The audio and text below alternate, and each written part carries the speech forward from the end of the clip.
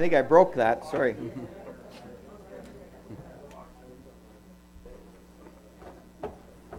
Well, we'll get started. We have a great night tonight. It's always great to see a full house.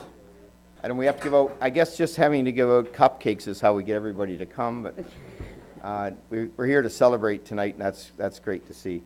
So we're just going to get a few little business items done, then we're going to get right into the delegations, and the staff have got it all perfectly organized, and I don't think we can mess it up probably. Matt, can we? Okay. We'll work on it. Disclosure any peculiar interest under the Municipal Conflict of Interest Act. Has anybody got any conflicts? No. Moved by Councillor Turton, second by Councillor Faulkner, that the minutes of the October 1st, 2013 council meeting be approved as circulated. Any errors or omissions? Terry? On page 7, it talks about the mutual aid meeting. It was actually at the Hairston Legion Hall rather than the Palmerston Fire Hall. All right, yep. Okay. Can amend that. Anything else? All in favor? Carried. So I'll just put them as amended there. Okay, any additional items disclosed as other business? Has anybody got any additional? One. One? Okay, anybody got one later, just let me know. Now, what we're going to do is, if permission from council, if somebody could give me... I move to waive the rules of procedure to allow the delegation to come forward. I'll second that. Seconded by Councillor Faulkner. All in favor? Good. Okay. All right. And we're going to start off with, I guess, if I could have Councillor Ron Elliott, who's our chair of PRAC, and he's going to help me with the ceremony, and Deputy Mayor Fisk to come up to the front, and then we'll get Matt to help us go. Are we going to do Karen first? Or this? She wanted to go last. Okay. She's going to enjoy this.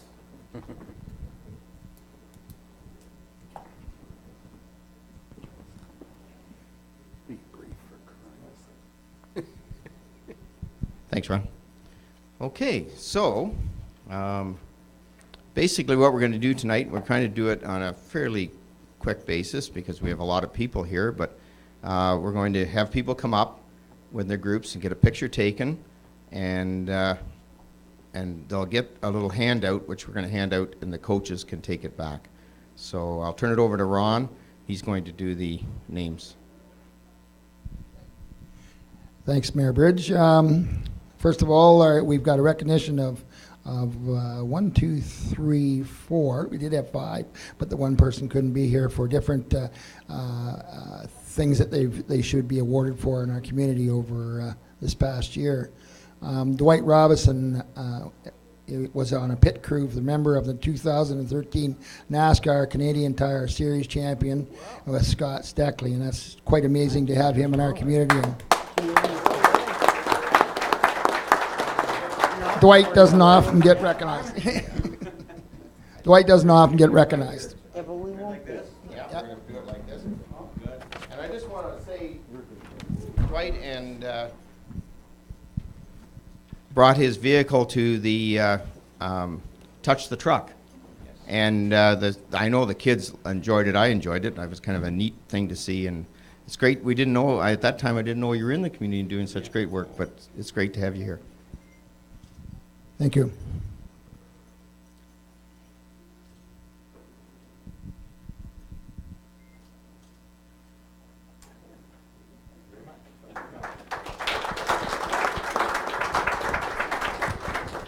And now we'd ask Brittany Lensink if she would come forward. She was the 2013 Firefighters Association of Ontario Ambassador. And that's wonderful, Brittany. It's great.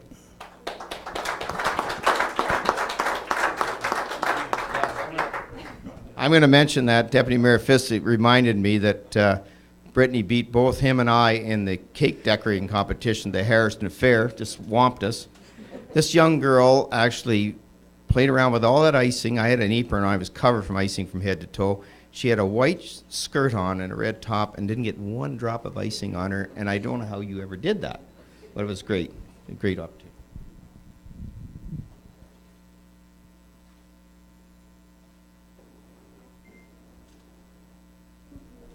Thank you. Now, if we could ask Josh Language, Joshua, I never called him that in my life. Josh Language, if he would come forward. He was with the Orangeville Outlaws, 2013 Ontario Minor Football League Bantam Champions. And I believe Avery McIsaac, you might as well come up at the same time because you belong to the same group. Did you guys go undefeated all year? Am I here? And won the championship easily. You walked through everybody, and I hear great things from your grandpa. He was telling us all about how well you did, and it's wonderful to have athletes like you in our community, and it's great that we find out about you and get to recognize you for your abilities. Great. Thanks.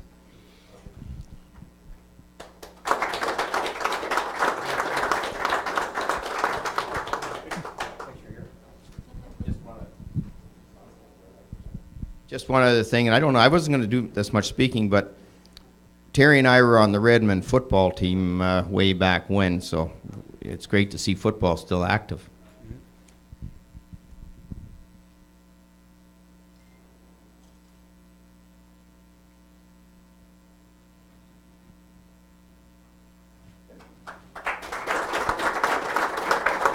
I must say I was on the Wingham Mustang football team, which much better football team than his. They never played us, though. Unfortunately.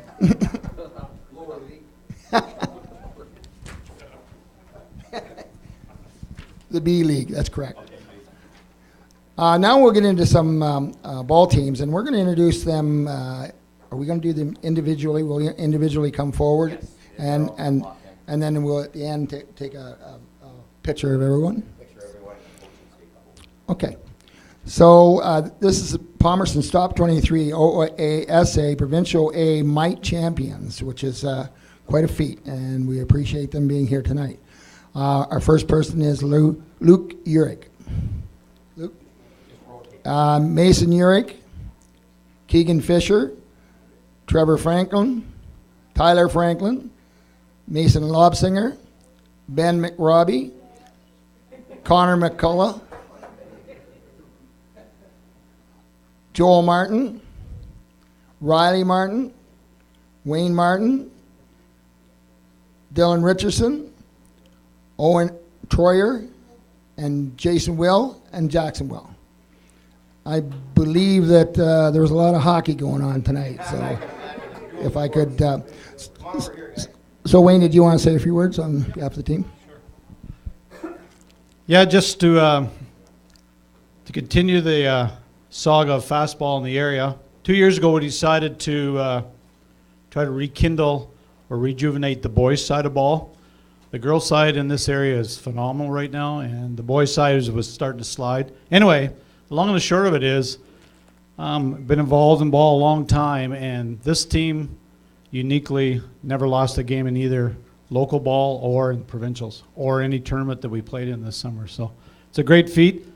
We had lots of competition. It wasn't that we were walking over everybody. It just happened that the boys put it together when they had to. And yeah, the two groups, actually the local team is an overlap of these boys and some other boys, and it was an accumulation of 17 players for the two teams, and they both had great years. And I think Minto, I guess I thought about what I was going to say about my finale here, and Minto's at a position in fastball especially, in some other sports, that we're ready to take another step. An example would be, I think we're ready to see if a small town can host a national championship, that kind of stuff.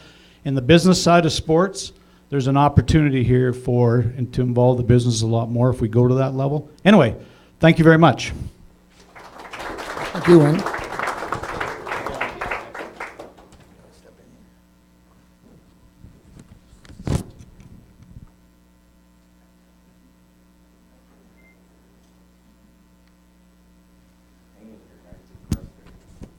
Okay, now we have a lot of the same. Is there a few extra ones here, Wayne? There's 6 on that. It should be. Okay. The league we play in is the Inter-County Softball League, and there's 6 more players that play on that team. So this is the Minto Crush Adam boys, and they were 2013 Inter-County champions, including an undefeated season again, which is wonderful. We got some pretty great athletes in Minto. Ethan Albrecht, Cyrus Dobson, Trevor Franklin, Tyler Franklin, Luke Clausen, Mason Lobsinger, Ben McRobbie, Brody Macbeth, Connor McCullough, Joel Martin, Riley Martin, Wayne Martin, Owen Rogers, Cody Toner, Owen Troyer, Jason Will, and Jackson Will.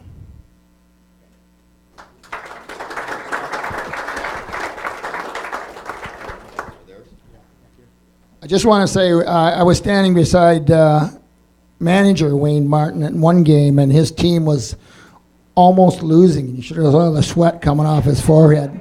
And the boys come through in the last inning and beat the team they were up against. So You're an umpiring, were you? they would have won early if I had been umpiring. I had to get that in, Ron. That's all I wanted. Thank you, guys.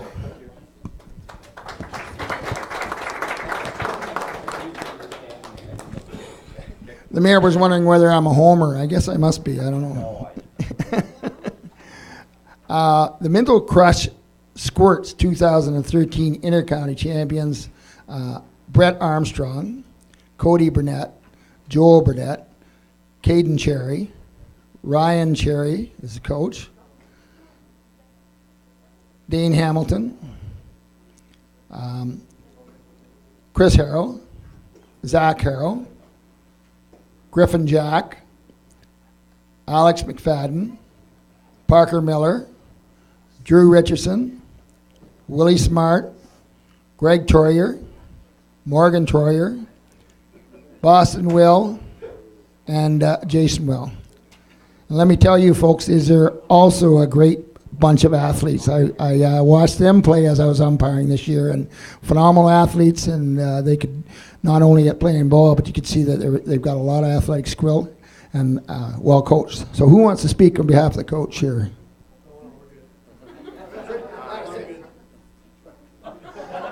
Let me say the coaches think they're good, but they should be speaking a little bit. But they are a phenomenal bunch of athletes, and I do say you guys are well coached. Your coaches work hard with you, do a lot of different things, and try a lot of different things, and you eventually come to the top and win. And we appreciate having you with us. That's good. Thank you. It's the first time Chris has never said anything I can think of.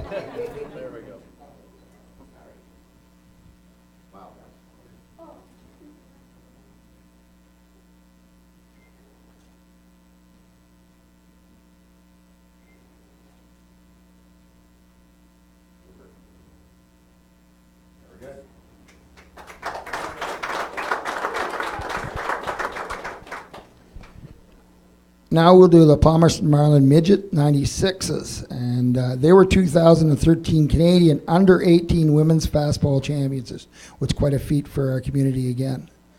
Dwayne Binkley as the manager, Sam Binkley, Kelsey Eady, Haley Fisher, Amber Gross, Brandy Gross, Larissa Hill, Olivia Jackson, Laura Matheson is a coach, Mark Matheson the head coach, Katie Morrissey, Jenna Pike, Nicole Ross, Sarah Seafried, Jessica Thompson, Jane Tolton, and is a coach,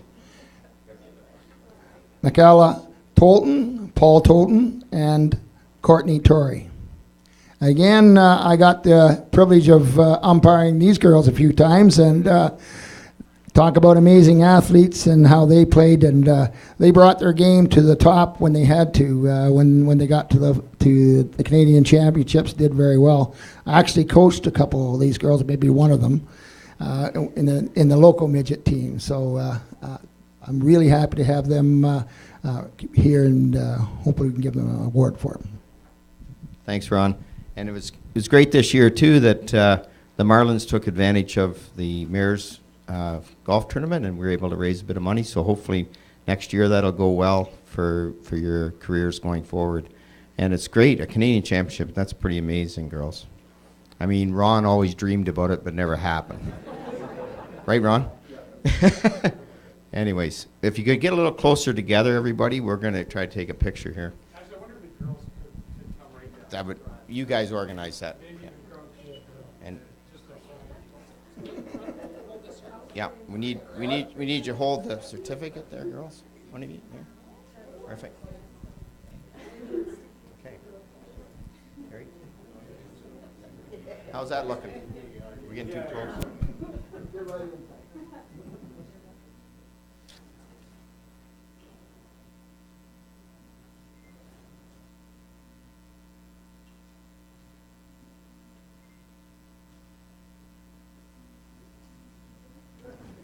Now, is Coach I guess I'll just say a little bit. Going out east definitely was a great experience for the team and all the players. It's something that only happens. Well, we're lucky enough to do it twice, most of them, but to play in a Canadian championship, that doesn't happen very often. And I guess we made the best of it and came out on top, which was quite the work to do that. I guess I'd like to thank Minto for tonight. It's nice to be recognized, and your sponsorship money that helped us go out there with our expenses and getting us back. Okay, so thank you. Thank you.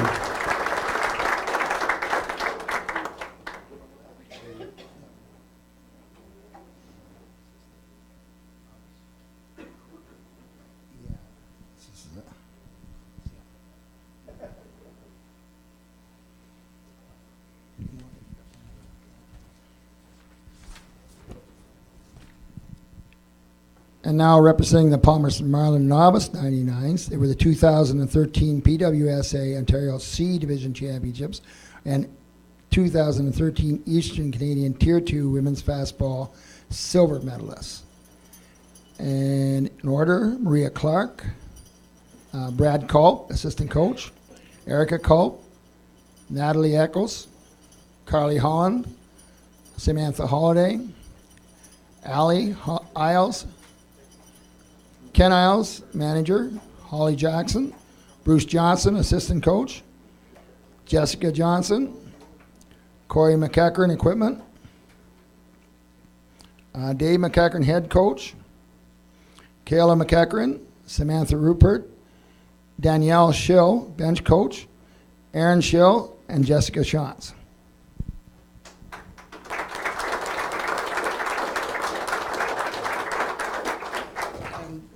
Dave, do you want to say a few words?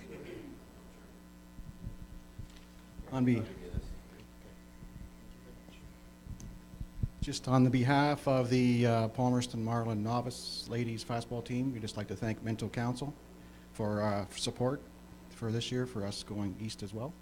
We appreciate that. And also for Minto for allowing us to play in Palmerston. Thank you.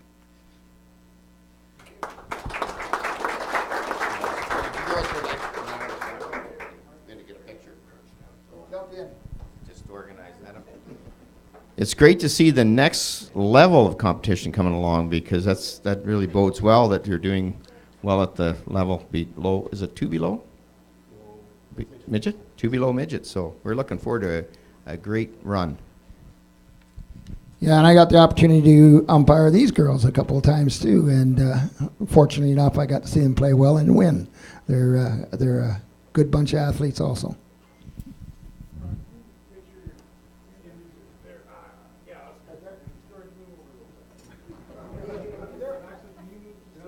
All the girls are taller than I.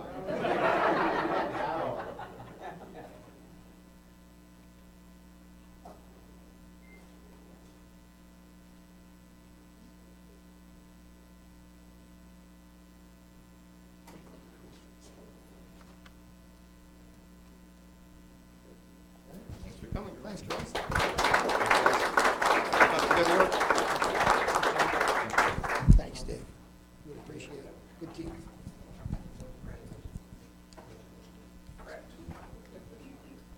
Now we invite the Palmerston Marlin Squirt Selects, 2013 PWSA Ontario Under 12 Squirt Selects, and Megan Ash, Jana Beeman, Paige Coffey,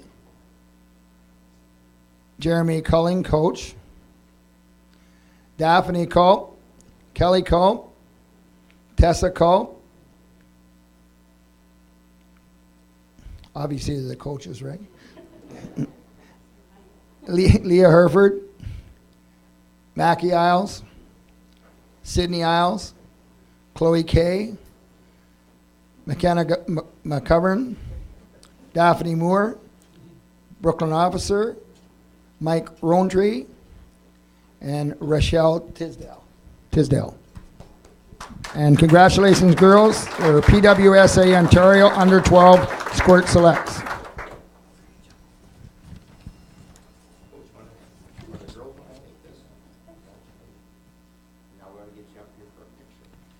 Does Kelly, you want to say a few words?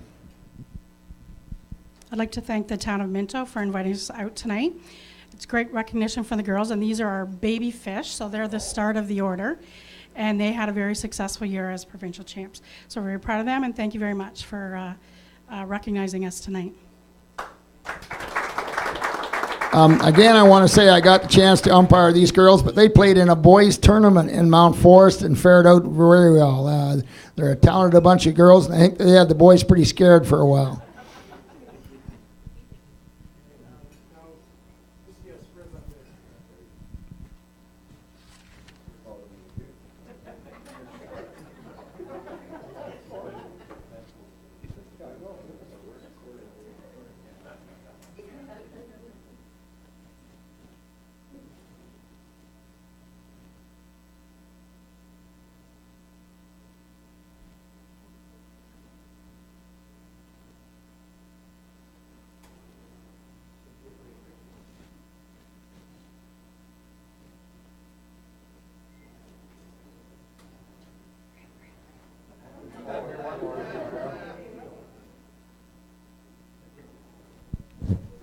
I think next year we're going to invite the T-ballers so the mayor feels tall.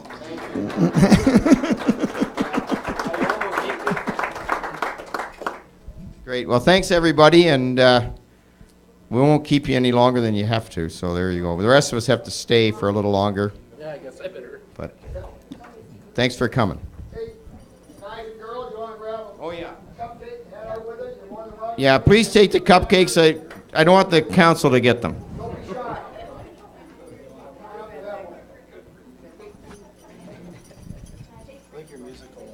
Oh, well, isn't that wow? That's good. Okay, we have to put that. There you go.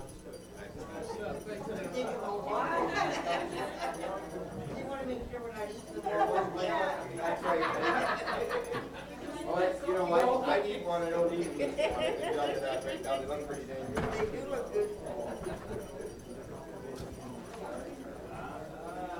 Cupcakes and juice boxes. Combination. Good thing they're going home. Good thing, kind of good thing that we didn't do this. You what? I'll get you to come up to the. Yes. So. Overwhelmed. I guess eventually more than way, and then I guess to This year we only had 3. Get Karen up. That was good. You guys did good. Pretty smooth. Is that what's making all the noise? You look at listen to that. Especially those that body. Yes. We're going to do that for him. Well, I didn't, Am I I knew all he messed was up? involved in NASCAR, but I didn't know he was part of that pit crew. What's Yeah, he that was doing? scary. That last group, they were still taller than How old would they be? 12? Comes in. 99. I mean, they're born in 99. 7. They're 7. Yeah. Yeah, because there's a difference between Pretty scary. the garage crew or the, Is there? Who? yeah. Well, I didn't know that. Spiking your hair. I know. I got to do something. Got to do something. It's a vent. Yeah. Our vents are making a jingle bell noise. We back on. Well, maybe I've never Testing, noticed that 1, before. 2, 3. I don't think so. kick the air It does conditioning it on. every meeting? Is that right? I've never noticed. Oh, yeah. So it's kind of good. So busy listening to what's going on. I guess that's it. I'm just concentrating so much on controlling me. Good job, Ron. Yeah, you too. Okay. We got Okay. 7:30 now. Oh, we're doing great. Yeah, right on We're down time. 10. Right on time, that was very good. Down to 10 already. Well, amazing to see that many good athletes in a room, and this kind of leads us right into what Karen Armstrong's coming to talk to us about from the Public Health Unit. And Karen, you want to come up to the podium and maybe explain why you're here? I'll leave that as there's a little teaser went out, so. I saw that. You saw that? Well, as you know, we had the In Motion Week Challenge, October 7th to 13th, and I spent the day calculating the hundreds and hundreds of numbers today. And Matt and I talked, and we thought it would be great to tell you that Minto won. Yes. First place. And I would add, it was by a landslide. Oh, wow. Wow. Wow. So Minto came in first place, and I am happy to say, as a resident of Wellington North, we came second. Good for you. Would you push it a little bit over there? Oh, sure did, let me tell you. And then third place was Puslinch. Yeah. Guelph came sixth. No kidding. Wow. Oh, dear. Well, they had a lot to They say to were us, didn't changing they? the rules. Yeah. So, George, you can I got a have lot of bragging. got bragging I'll rights. need a full list, Karen, so that I know who I can brag against, and plus the counselors, they'll want to talk. There wasn't any individual scores, was there? No. Deputy Mayor Fisk wondered how Mayor Tout was doing. I didn't ask him that question. I will ask him, though. Let's see how he participated. Certainly. I'm just kidding. Privacy thing with him. We had fun. Well, that's great. Yeah, so it was great. It was a good challenge, and we've had lots of feedback, already talking about next year, so I think you'll be challenged again. The other piece of it I wanted to let you know was, for people who went online and filled it out, we had a couple draws, $50 draws, and I picked the names by random when I say this as we win. Aaron Bridge was one of the winners. Oh, my goodness. So I have some gift Oh. certificates. So if you want to give them to Aaron. I will. one of the winners. Thank you. Make sure you give them to I will. I'll be telling. Yeah. It's on TV now. It's on TV. So, thank you very much for participating, and I also want to thank Matt, by the way, he did a tremendous amount of work behind the scenes. Yeah. I just wanted to say that Matt and Tanya both, I mean, they really worked hard on getting us all excited about it, and I was kind of excited about it, and we got it going, and I get to sit beside the mayor of Guelph at the public health meetings, so this will be fun. I'm I'll be able sure. to use this quite a bit. Seeing they challenged us, I believe, was the Yes, way it went that's down, correct. so.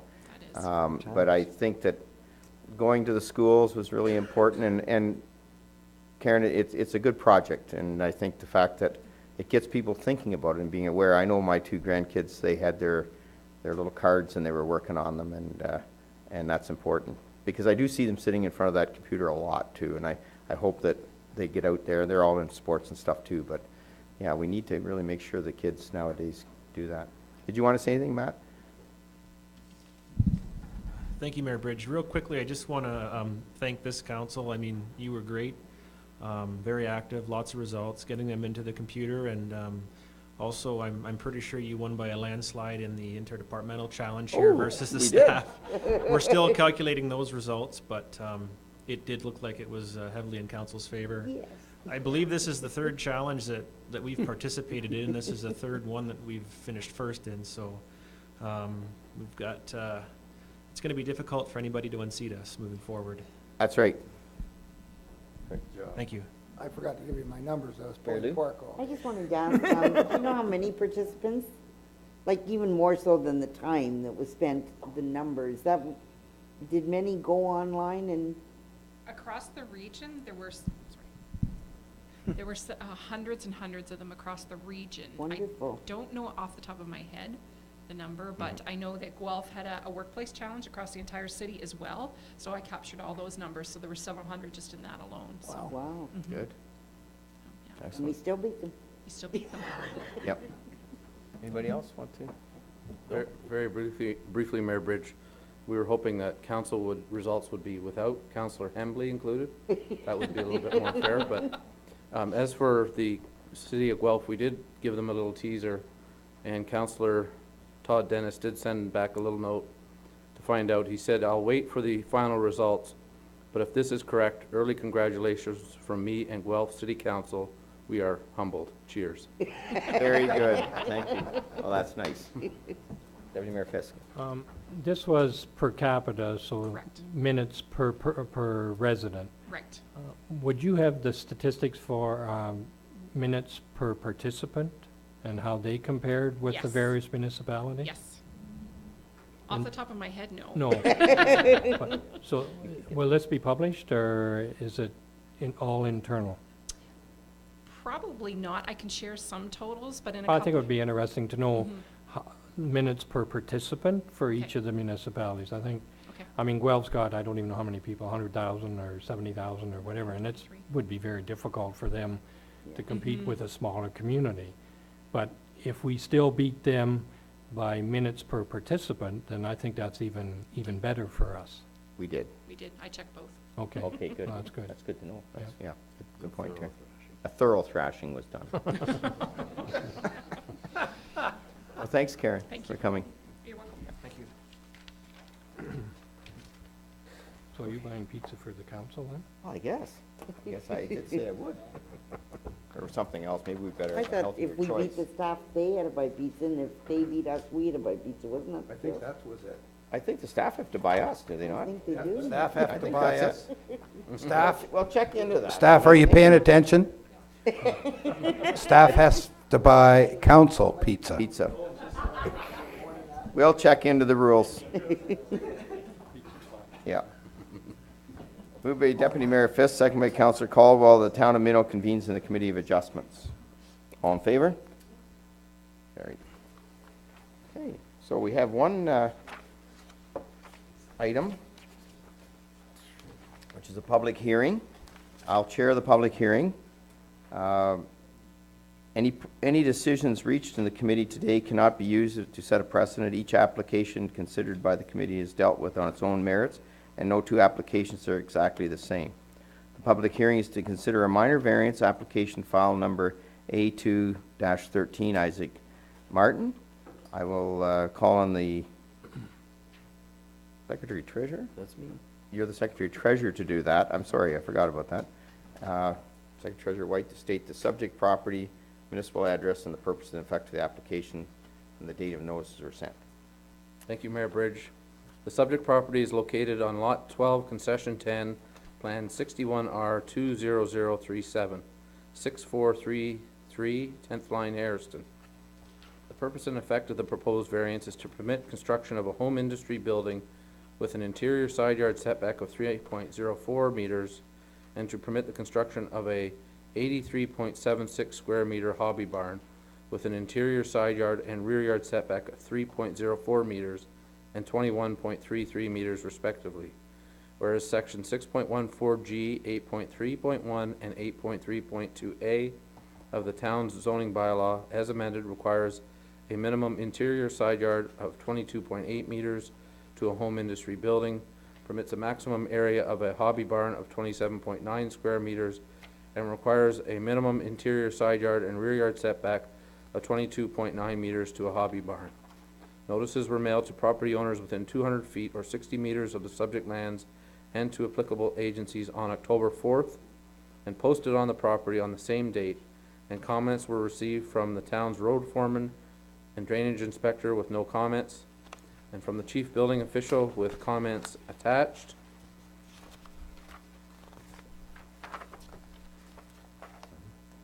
And I don't see them here, but chief building official is here, Isn't that it? as well as the County of Wellington junior planner, and those comments are attached. And the variances requested would provide relief to the required minimum side yard setbacks for a proposed 1,500 square foot home industry structure and a 900 square foot hobby barn. Relief for the increased floor area of the hobby barn is also requested. The impact of the relief requested appears to be minor in nature, given the location of the subject property and the restriction for residential development on the surrounding agricultural parcel from a previous surplus farm dwelling consent. Council should be satisfied that the proposed bicycle repair and maintenance shop would meet the criteria under the home industry regulations.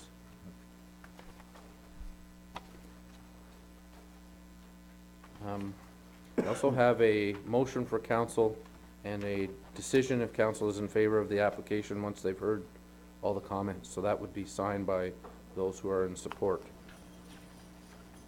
That's it for me, Mayor Bridge. Right. Have the applicants opportunity to present, and Bruce, were you gonna say anything, or do you wanna? All right, do you want, maybe come on up here, Bruce, first, and then if, just in case you're on camera then, eh? Otherwise, there's just a voice and up back there, and nobody knows what's going on. Do you have any questions for the applicant? Through you, Mayor Councillor Bridge, first of all, Bruce, could you shut the bells off? Yeah, I think they're driving. Anyways, my only question is it going to be one building with the concrete partition between the two sections? That's the one concern I have. That came about for two reasons. One, economies of scale of construction, and two, in discussion with your building official, he thought it would be a little bit more integrity to have it as one building, but a solid partition so you can access the bicycle shop from the barn. Right, yeah, just, Mayor Bridge, can I follow up that with a question for our building? What's the reasoning, Terry, for not having access from one side to the other? Basically, it's to split the uses apart so that there's no potential of expanding the business into the hobby barn portion. Okay, fair enough. Okay. Any other questions?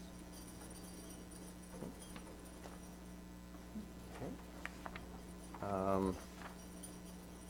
Any person wishing to address the Committee of Adjustments, please direct your questions to the chair. Secretary, well, Terry's already, have you got anything, Terry, to add? Not really. I just had some explanation notes in behind what the rationale in the zoning bylaw. Okay. The limitation on the hobby barn size is based on the land size. Right. The bigger the property is, the more area they can have. The setbacks are greater than any other type of structure, and that's just to mitigate noise as well as smell issues going from one property to the other. Being that it's surrounded by a farm that's zoned to prohibit residential development, there shouldn't be any receptors that's going to cause a problem. Okay. Secretary Treasurer will provide a resolution for the committee to consider. You have that resolution? I do, if there's no one else to hear. Is anybody else wishing to comment?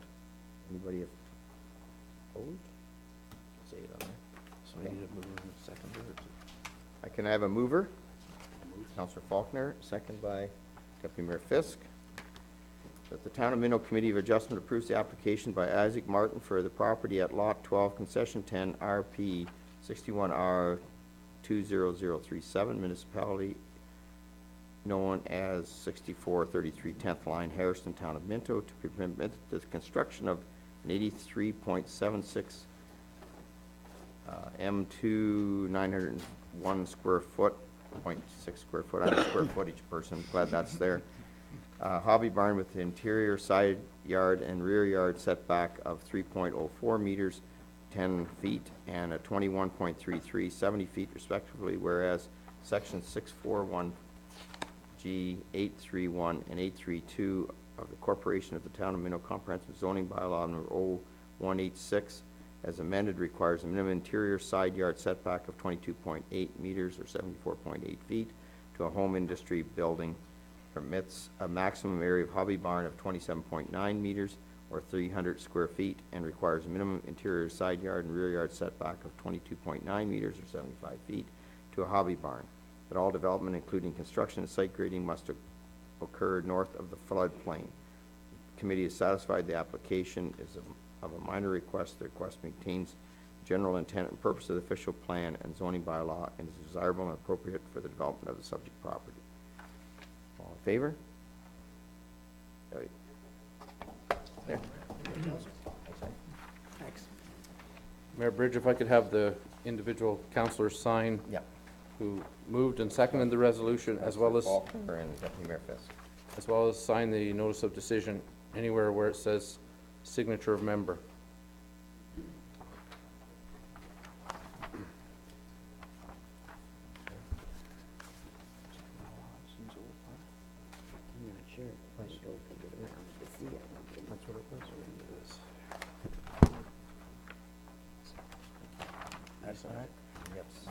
We have Oh, some- everybody has to sign it. But that's okay.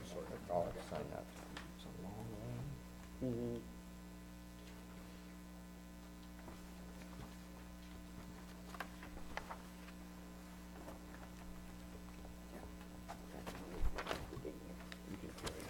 Okay. Our next thing is public question period. I don't think anybody got a public question? No. Okay, then I'll do this one. Yep. Moved by Counselor Elliott, second by Counselor Turton, that the Town of Minto Committee of Adjustment convenes into the Committee of the Whole. All in favor? Right. Okay.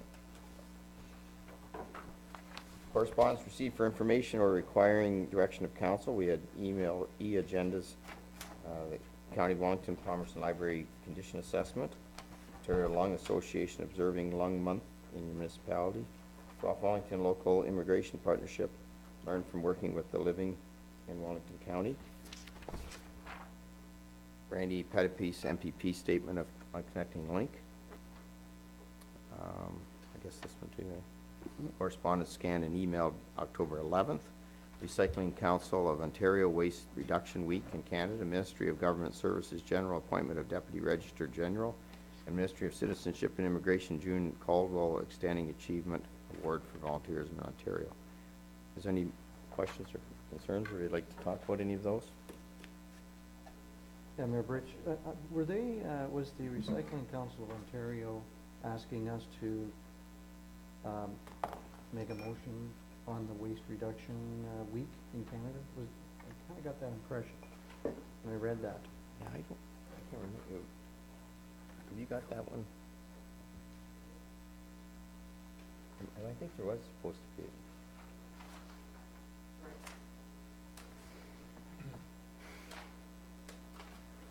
Covered in barbecue. Pulled pork all over it.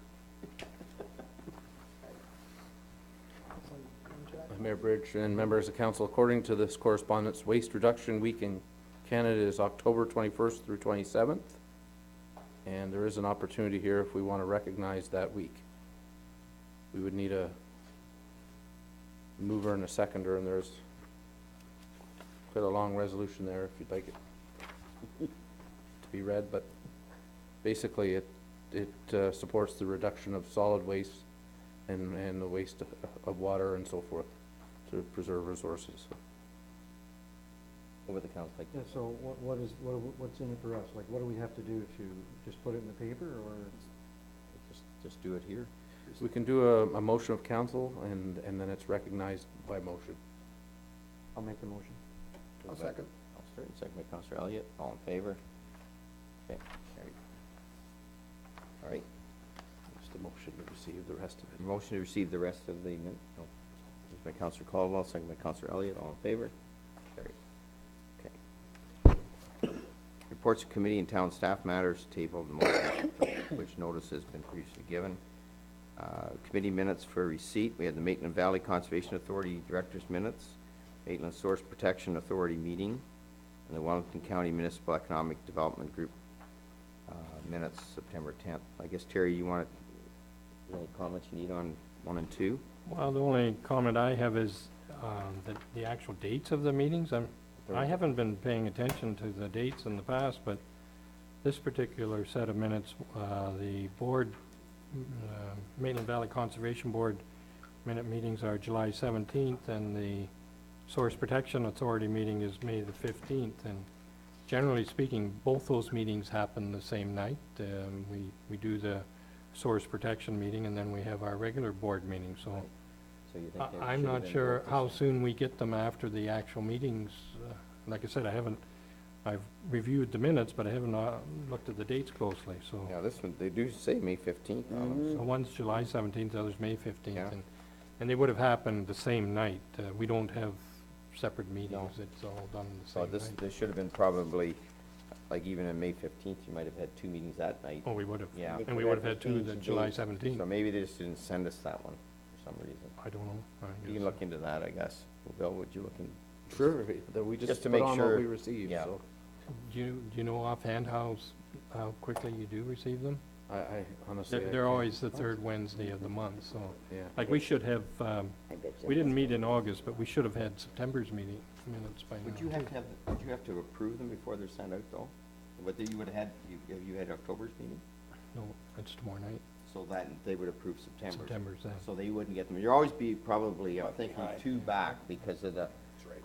and if you didn't have them in the summer, but it looks like they missed something there. Something, yeah, I don't know what's happened there, whether they've sent the wrong minutes, but anyway, it's not a big item, it's Oh. just, Mr. Mayor? Mhm. Yes, Peg?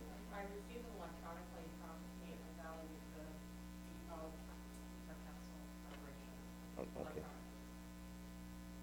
So you just, this is what you received and, well, I'll ask tomorrow night, just, yeah, maybe just, I figured there'd be a 2-month delay, or at least a month delay. Because you always have to wait for them to be approved before you send them out, right? Yeah. Okay. So, okay, and is any comments on the economic development? Meeting? Mary, did you have a comment?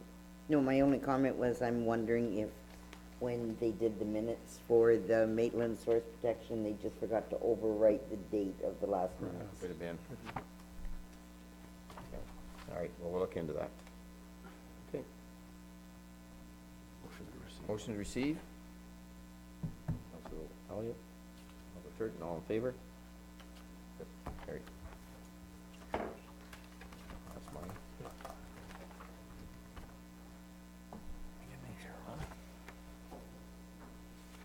Okay, staff reports. We have the chief building inspector on hand. Official, I should say, official. First time. Right out of the See trailer. you here, Terry. Got him out of It's the been a trailer. while, it's been a while. Often you get the pleasure of your company, right? You're lucky. No, I'm just kidding. Yeah, so my September monthly report, pretty close to what we did last year. We issued 14 permits worth a touch over $1 million versus 13 permits worth $1.25 million last year.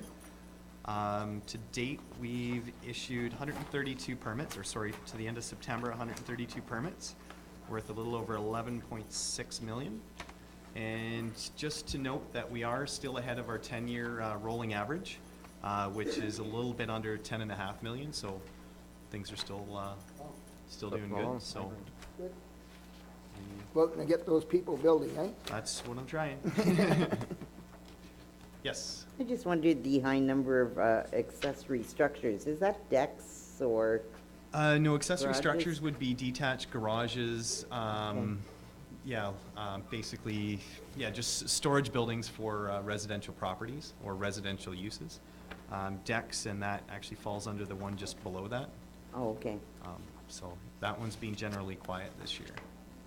Yeah, for sure. So, yeah. Reported. The big decks lot the year before. There's lots of decks last year. Okay. Deputy Mayor Fisk. I don't have a question, I have a comment. I had the pleasure of being involved with the official opening of the Ag Minto building last week, and Murray Weideman, the owner, was very complimentary of our chief building official and the staff of Minto at Yes. how easy they were to work with and how they made the job go so much better. So I take my hat off to Terry and the staff that that's good for business. Like I mentioned at the event, that we're open for business, and having staff and people like that do their job the way they do makes it easier for us to be open for business. So I applaud you. Thank you very much. Yeah, thanks, Terry. Thanks, Terry. Good job, Terry. That's good to know. All right.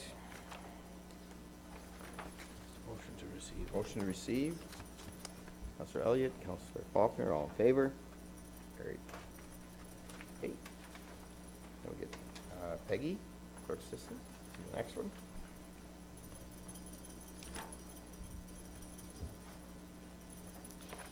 Good evening. Good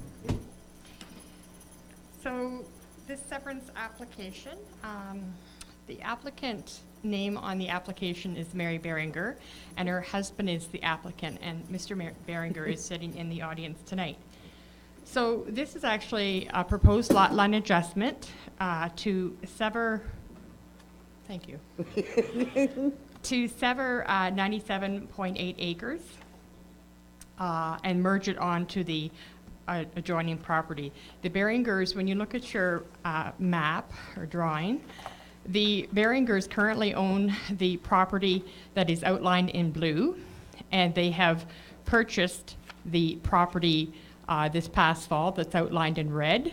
And so the proposed lot line adjustment is to sever off the section that's outlined in red, which is the bigger parcel there, and merge it to the property outlined in blue.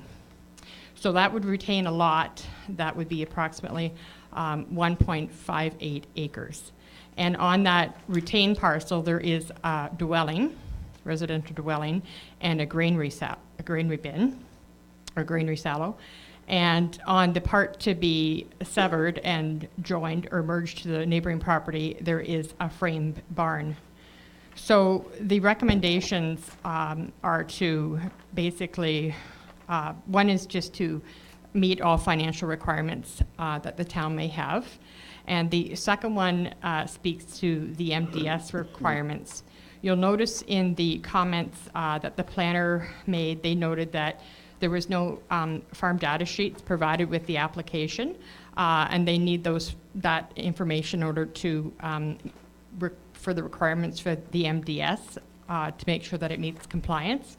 So based on the application and the information I got from it, the application reads that the barn is currently being used for straw and machinery storage, but that there is also a pad there for dry manure or wet, like outside pad beside the barn.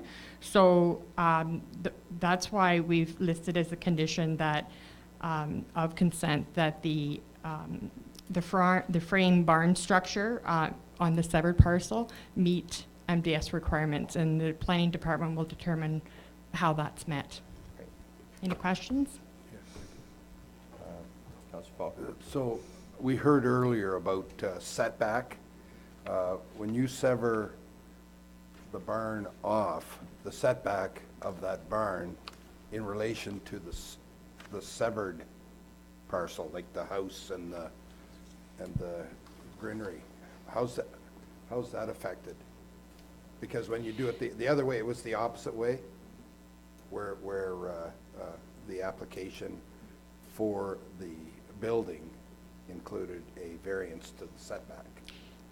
Through you, Mayor Bridge.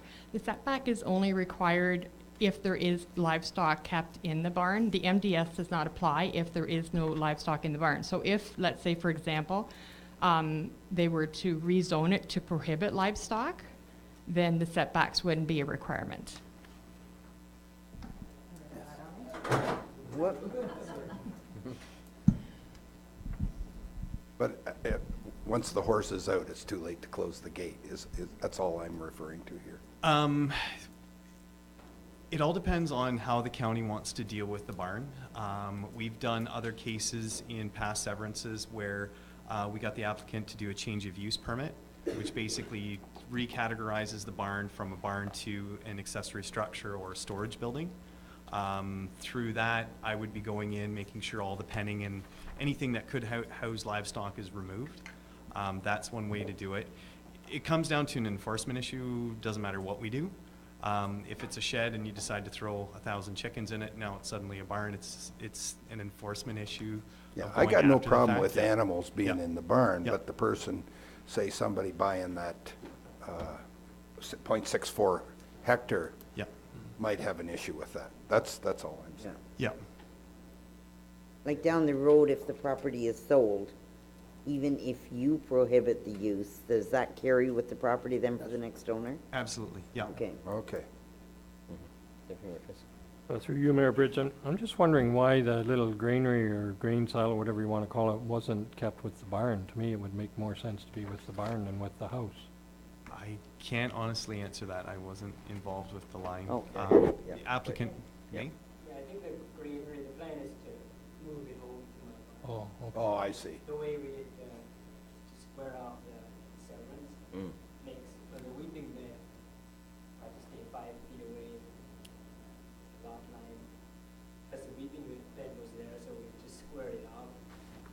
The plan is to remove the granary home. Yeah, makes sense. Councillor Elliott. All right, a little bit confusing here. The fact that it goes to the county, we know there may be MDS issues that we have to be dealt with. The county will come up with some sort of solution, and then they would send it back to us if they decided, for example, that he wouldn't be allowed any animals in there, or then they would ask us then to pass a bylaw to prohibit animals to be built in that? Yeah, Is that what would happen? If that's what the county wants, they want them to rezone it, it would come back here, and the approval body for that rezoning is here. So we don't make that decision before it goes to county? It would be, if we list it as one of the conditions, that they meet MDS, then the planner will determine how that's met. We don't want to say that it would be a zoning, but if they determine that it would be a zoning bylaw would come back to council for approval, and that would just be to clear that I just condition. didn't want to delay things if we knew naturally that was going to happen, that he would have to come back again and then back again, and we just, I thought if it went there as a package, then we know. Yeah, that makes sense. That's going to happen. But I'm not sure we know how the county's going Yeah, to and that's, deal with it. I think that's what it is, George. Sorry, Mr. Mayor. No, that's fine. That's right. That's right. Okay, and that's just, I wanted to clarify, I just didn't Yeah. want to delay something that didn't necessarily have to be delayed. That's all. Okay. Any other questions? Okay, good. Motion for recommendation. Deputy Mayor Fisk, Councillor Faulkner, all in favor? Carried. Okay. Are you doing this one? No, Annalene's coming. Annalene's coming for this one. Oh, hi, Annaline. All right. On TV. Pulled pork, yep. Good evening, Good evening. Your Worship and Council. I have two reports for your consideration this evening. The first report I have is smoke-free outdoor spaces. July 16th, at the council meeting, Councillor Elliott brought forth concern about adult smoking around children during a sporting event in Minto. Now, on September 27th, the Wellington Dufferin Guelph Public Health issued a result of the 2013 Smoke-Free Outdoor Spaces Survey for Wellington County, which I have attached to the report. There were about 481 that did provided information on this, and 465 of them were in support of at least one of the smoke-free policies that were an option in this survey. The WDGPH, it's not any easier to say, provided the following 6 recommendations, which are on the report. I won't bother reading them all because some of them are fairly large. One of the main things that they are saying is they would like to see a bylaw to restrict smoking in open spaces, and they are stating that it should be the County of Wellington. I have given recommendations for you to consider. That would be to defer to the County of Wellington bringing forth information on passing a county-wide bylaw prohibiting smoking at certain outdoor places. Provide comments to the County of Wellington in support of a county-wide bylaw that prohibits smoking at certain outdoor places. To garner public input from the Town of Minto residents on the possibility of passing a bylaw that prohibits smoking at certain outdoor places within the Town of Minto through a public meeting. Or to pass a bylaw that prohibits smoking within the Town of Minto at certain outdoor places. The smoking bylaw and its enforcement has not typically been a lower tier responsibility. It has usually been the responsibility of the county as well as public health. It's for that reason then that I'm recommending that we support the Wellington Dufferin Guelph Public Health recommendations and that a county bylaw be pursued. Questions? Councillor Elliott. Just a couple of comments. Thanks, Annaline. That's Good research. well researched out and seems to hit on everything that I had my concerns about. And I probably agree with you that the county should be the ones that create the bylaw, since they were the ones that originally had the bylaw in place, and so they should amend their bylaw to meet the requirements. What we could do is I'm not sure just passing this along for information to Wellington County is what necessarily we want. Maybe we could ask our representative, Mayor Bridge, to take it as a motion to, or somehow getting it on the floor of Wellington County meeting and maybe have that amendment taken across. I'm not sure what the protocol, you would probably have to take it to committee first, Mr. Mayor, would you, or? Yeah, the it town would of probably Minto? go through Social Services Committee, I would think. But We as a group could make a motion Yeah. as a town of Minto and send it forward to Wellington County, and then you could carry it forward for us? Is that what I you think would? that we're probably gonna, I'm not sure, if it's probably going to committee right now, from what I gather from Okay. the, So it's there already? the warden. It's gonna go to committee for their recommendations to the county council. I think Right. that's where it's going right now. I was involved at the public health meeting when this came through, and I was talking to Warden White today. I think, I'll check back, Sure. Councillor Elliott, but I think that's what they're gonna do. They're going to put it to committee. There's a couple things that I think might come out of there, and it's interesting, and I asked, because at the public health meeting, the town of Orangeville has actually done a bylaw for all public buildings that it's smoke-free environment and outdoor spaces. So we could maybe, Annaleen, have a look. I kind of. I think I do have a copy of Do you that have one, a actually. copy of that one? Okay, Yes. just in case. So, yeah, that's good to have. And maybe actually circulate that to the council, because they've done this about, I believe, a year ago. And I was asking CO Scott Wilson today, because he's on council in Orangeville, how it was going. And I don't think they've had a lot of problems, but one of the big things is bylaw enforcement.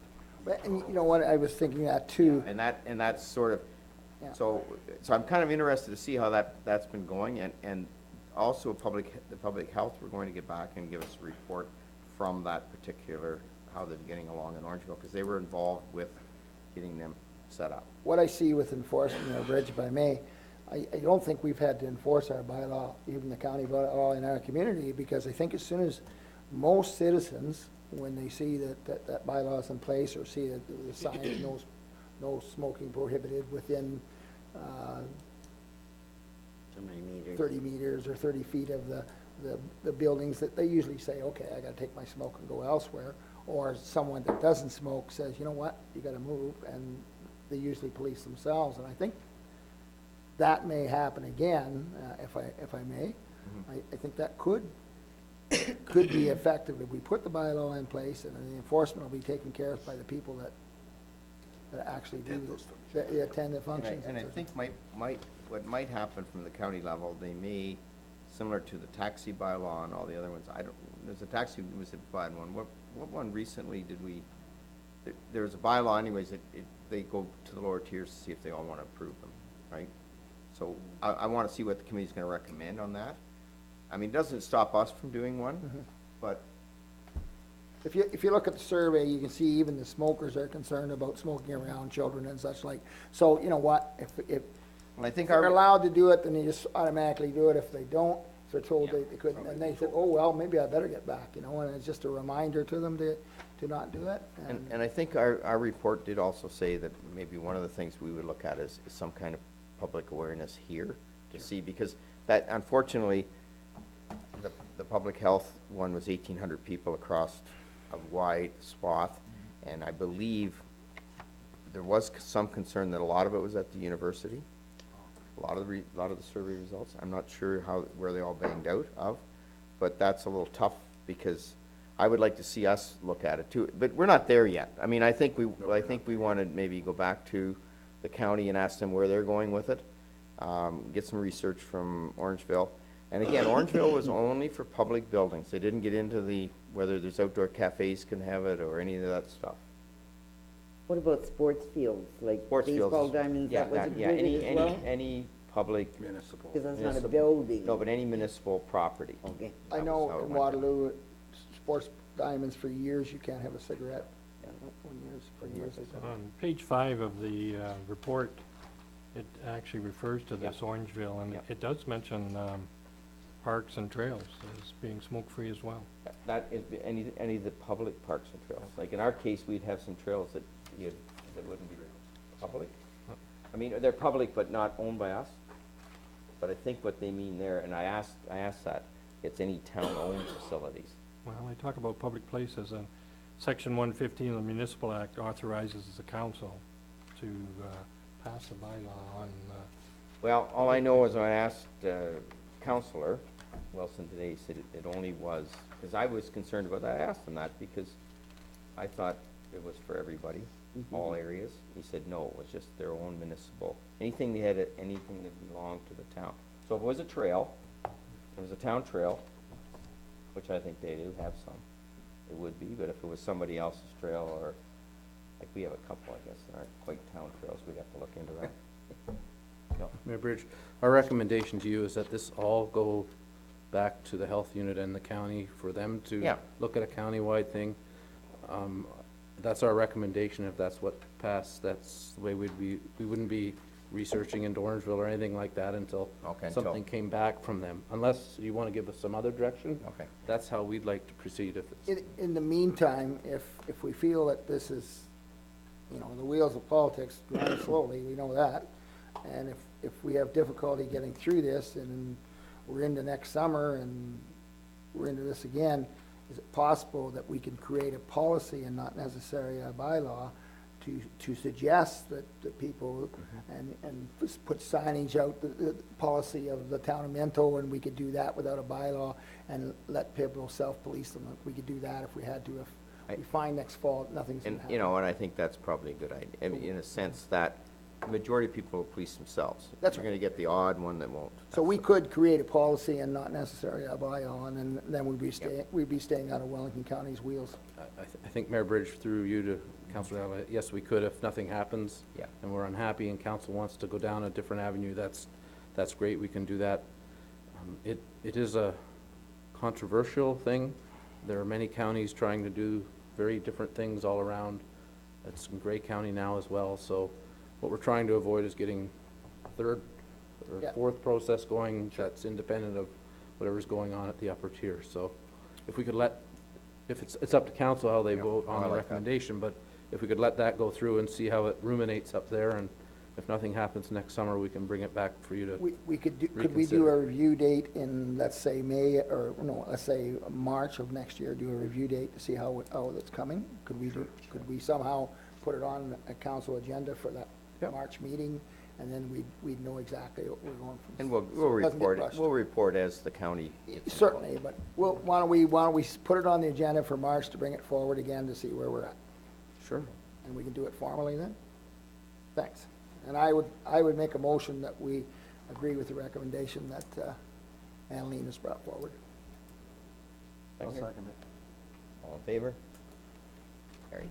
Okay. Good job, Andy. Thanks again, that's wonderful. Research. Thank you. For my next report, it's an agreement for 215 William Street in Palmerston with T&M Barbecue Catering. They have been renting this space, which was the former Town of Palmerston PUC garage, since 2004. They again too wish to continue their lease. What we're looking at, it would be the same as last time for a 3-year lease. They are also responsible for hydro, heat, and the water and sewer at that property. The Roys have reviewed the attached agreement and wish to continue renting the current location. So my recommendation to council is that you receive my report and that in open session you will approve the 3-year agreement and bylaw.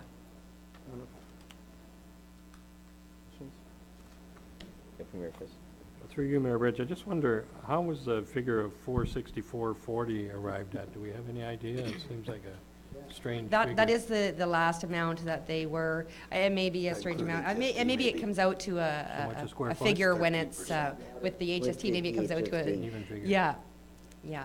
So it was that was what they were charged last year, so. 400 plus HST. I don't have a calculator in front of me, sorry. Yeah, I wouldn't be, it wouldn't be. And they're happy with it. We're recommending that we keep the same rent that they paid under the last agreement, so. Yeah. Do you know how many square feet it is? That I do not know how many square feet it is unless it states in the agreement, but. I never saw it. It was a garage is what it was No, I at know one it's a time, garage. so. Was that 3-bay or 2-bay garage? I think it's 2, and they've done some Two-bay. work. 2. They've done a lot of Yeah. extensive renovations Yeah. because they put a catering kitchen in there and everything else, right? Yes. Yeah. Doesn't say in the. I would so make that motion, we accept it, Mr. Mayor.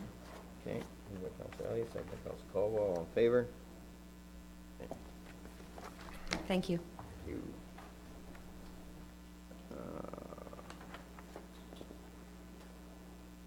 I turn this over to you, Bill. You're now the CA. Oh, clerk. I'm no longer the secretary treasurer. That really threw me off. I didn't know, thought I was reading that wrong. Multiple tasks. Wish you liked that. Multitasking. I don't know. All for the Depends where same. you Depends on the day. Mayor Bridge, back in June, we were partway through a process with a company called Bonfield Construction regarding a solar farm on the 16th line in Minto. And coincidentally, right around then, the Minister of Energy announced some new rules would be forthcoming for these large and renewable energy projects. We're talking about industrial wind turbines and solar farms over 500 kilowatts. Kind of got us off the hook. As a council, we were working in a process, in my mind, that was quite ineffective for local input and for a municipal council decision-making process. The problem was that you were asked to adopt a resolution in support, but at that time, you didn't have all the studies. And of course, those studies under the process that was set up would come at a much later date. So you gave direction that we monitor this matter and report back to council with a policy to assist in dealing with any future applications that come forward. Unfortunately, where we are, we had a release of the interim recommendations. There's a summary chart. If you can understand that, you're a better person than I, and then a series of about 18 recommendations that came through the Ontario Power Authority. So I've attached those for your reference. It's not at a position, in my view, where you can adopt a policy, but I think it's important that you know where we are with these and where the province is with these larger projects. So I mentioned we had a 42-page report on the FIT program last meeting. This one was a 43-page report we've been through, and I mentioned there's a summary of the recommendations in there. What there is right now is a lot of talk about more local engagement, more municipal decision-making authority. So they're proposing to continue and expand their stakeholder engagement this fall. The form that took this summer is we sat on a webinar and listened to people around the province talk about how we may do this and how we may do that and what the process might look like. There is apparently a long-term energy plan for the province, although with some of the announcements on things being canceled and not being canceled and going forward or not going forward, one has to wonder what that long-term energy plan really is all about. But anyway, here we go with the large renewable program and what it will look like. So the first part of it will be a procurement process. That means that people will bid, and they will bid in areas where the province deems under their long-term energy plan that there is need for electricity generation in this fashion. They're also requiring there to be significant local outreach and community involvement as part of their proposal process. It talks about municipalities having an incentive to participate in these programs, but it also talks about municipalities being able to determine whether they're a willing host or not, and we've seen a series of those resolutions go across the province. So it may be that the new process, if you want to be part of it, and you want to allow these projects, and you will have some decision-making authority on them, there'll be an incentive for you to do that. On the other hand, if you just don't want anything to do with them, you may be able to declare yourself an unwilling host. I guess the message that's coming out of the review at this point is that they're strengthening the processes, and I'm using quotes, strengthen the process for early and sustained engagements with local governments and the public. There's very few specifics on what that means. There's some discussions about having a process similar to what we've gone through for antennae or communication towers, which are federally regulated. I know we've had 2 of them in the last few months where council was able to make comments on access and siting of the tower But at the end of the day, all that information goes away to some federal regulator who makes a decision based on whatever policies are in place at that time. If there was a process where we could hold a public meeting, where we could require certain studies to come in before that public meeting was held, and where we could get into a process of signing agreements with people to commit them to locations on a property, staying off the best part of the farmland, having a proper access, landscaping, visual, whatever we can do to try and make a site like that look better, then that kind of process, I think there is some benefit to having some local autonomy over. One of the issues I wanted to bring out in the report, I'm not sure whether it's clear or not, is what happens if council is the decision-making authority and we do turn some down and some large energy firm decides to appeal that decision, then we could find ourselves way down a long regulatory process on our own as a municipal council, trying to defend against people with biology and agriculture and solar distribution and all those sorts of studies and needing experts. So I think we just want to be a little bit careful on how far we tread in here on the local autonomy thing. It's one of those, careful what you ask for, you might just get it. And if we get it, it may not be a particularly enjoyable process to go through. But we don't know for sure that you would have the final authority. It's not saying that in here. It's saying that they're looking at some kind of input process similar to some of the other federally or provincially regulated mandates. So the 4 comments are on the final page of the report. So it's recommending that we support a process where municipalities can choose to be a willing host or not for large renewable projects, but that is based on clear information as to whether there is a need for that kind of distribution in our community. I'm not sure I could point to any study that says yes or no, although I hear we maybe don't have enough wind to support that kind of thing. There seems to be capacity. So I think we would want to know whether we're a willing host or not based on whether there's a need for this or not. The second point is that any large renewable process is subject to a same public notice process as a zoning bylaw. And under that process in the Planning Act, you can ask for studies and information on layout and environment and so forth, just to give some information to you about the character of the site that they've chosen and that they've taken some steps to protect the environment or the agricultural systems on the property. The third point is that we are able to sign agreements that have some sort of authority similar to a site plan or subdivision agreement for road widening, road improvements, siting, landscaping, buffering, screening, those sorts of things that can help integrate those things depending on where the site is. Though I'm not sure how you would integrate an industrial wind turbine with buffering and screening, but in any event, you might be able to do something with a solar site. And finally, that the process provide a clear decision-making authority that takes into account municipal input, but does not involve the municipality in costly appeals or legal processes. Excuse me, and that's to address the last point. I'm just concerned that we could get into protracted legal situations on these big projects. That's all I had to say. If there were any questions, Mayor Bridge. Questions? Well done report. Yeah. Excellent report. Mayor Bridge, if those 4 recommendations come out of a 43-page report, Yep. I mean, they all make good sense, all those 3, and I think that if we just ignore this whole process, we really don't have a say in a year or 2 years, whenever it happens. So I mean, I like that, those 4 recommendations, they all make sense. I guess I just wanted to ask CAO clerk through yourself, Mayor Bridge, what do you think our chances are of choosing to be a willing host depending on the project? Through you, Mayor Bridge, I guess I don't know the odds, quite frankly. It's quite a long report, and it's mentioned in different places and so forth. I don't know how serious they are, and I don't know how strong that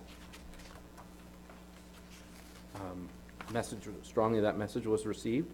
I think that there are enough municipalities around that, that are saying that to the province, but I also think there's still a fairly significant mandate to move green energy forward, even though they maybe are a little bit afraid of the cost of it. So I think the province is not entirely sure which way it's going to. I think they're afraid that the cost of the program has continued to grow, and on the other hand, there are others that feel that it's the right thing to do and we need more green energy. So I think those battles are being waged in the bowels of Queen's Park right now. So I really couldn't offer an educated opinion on our chances.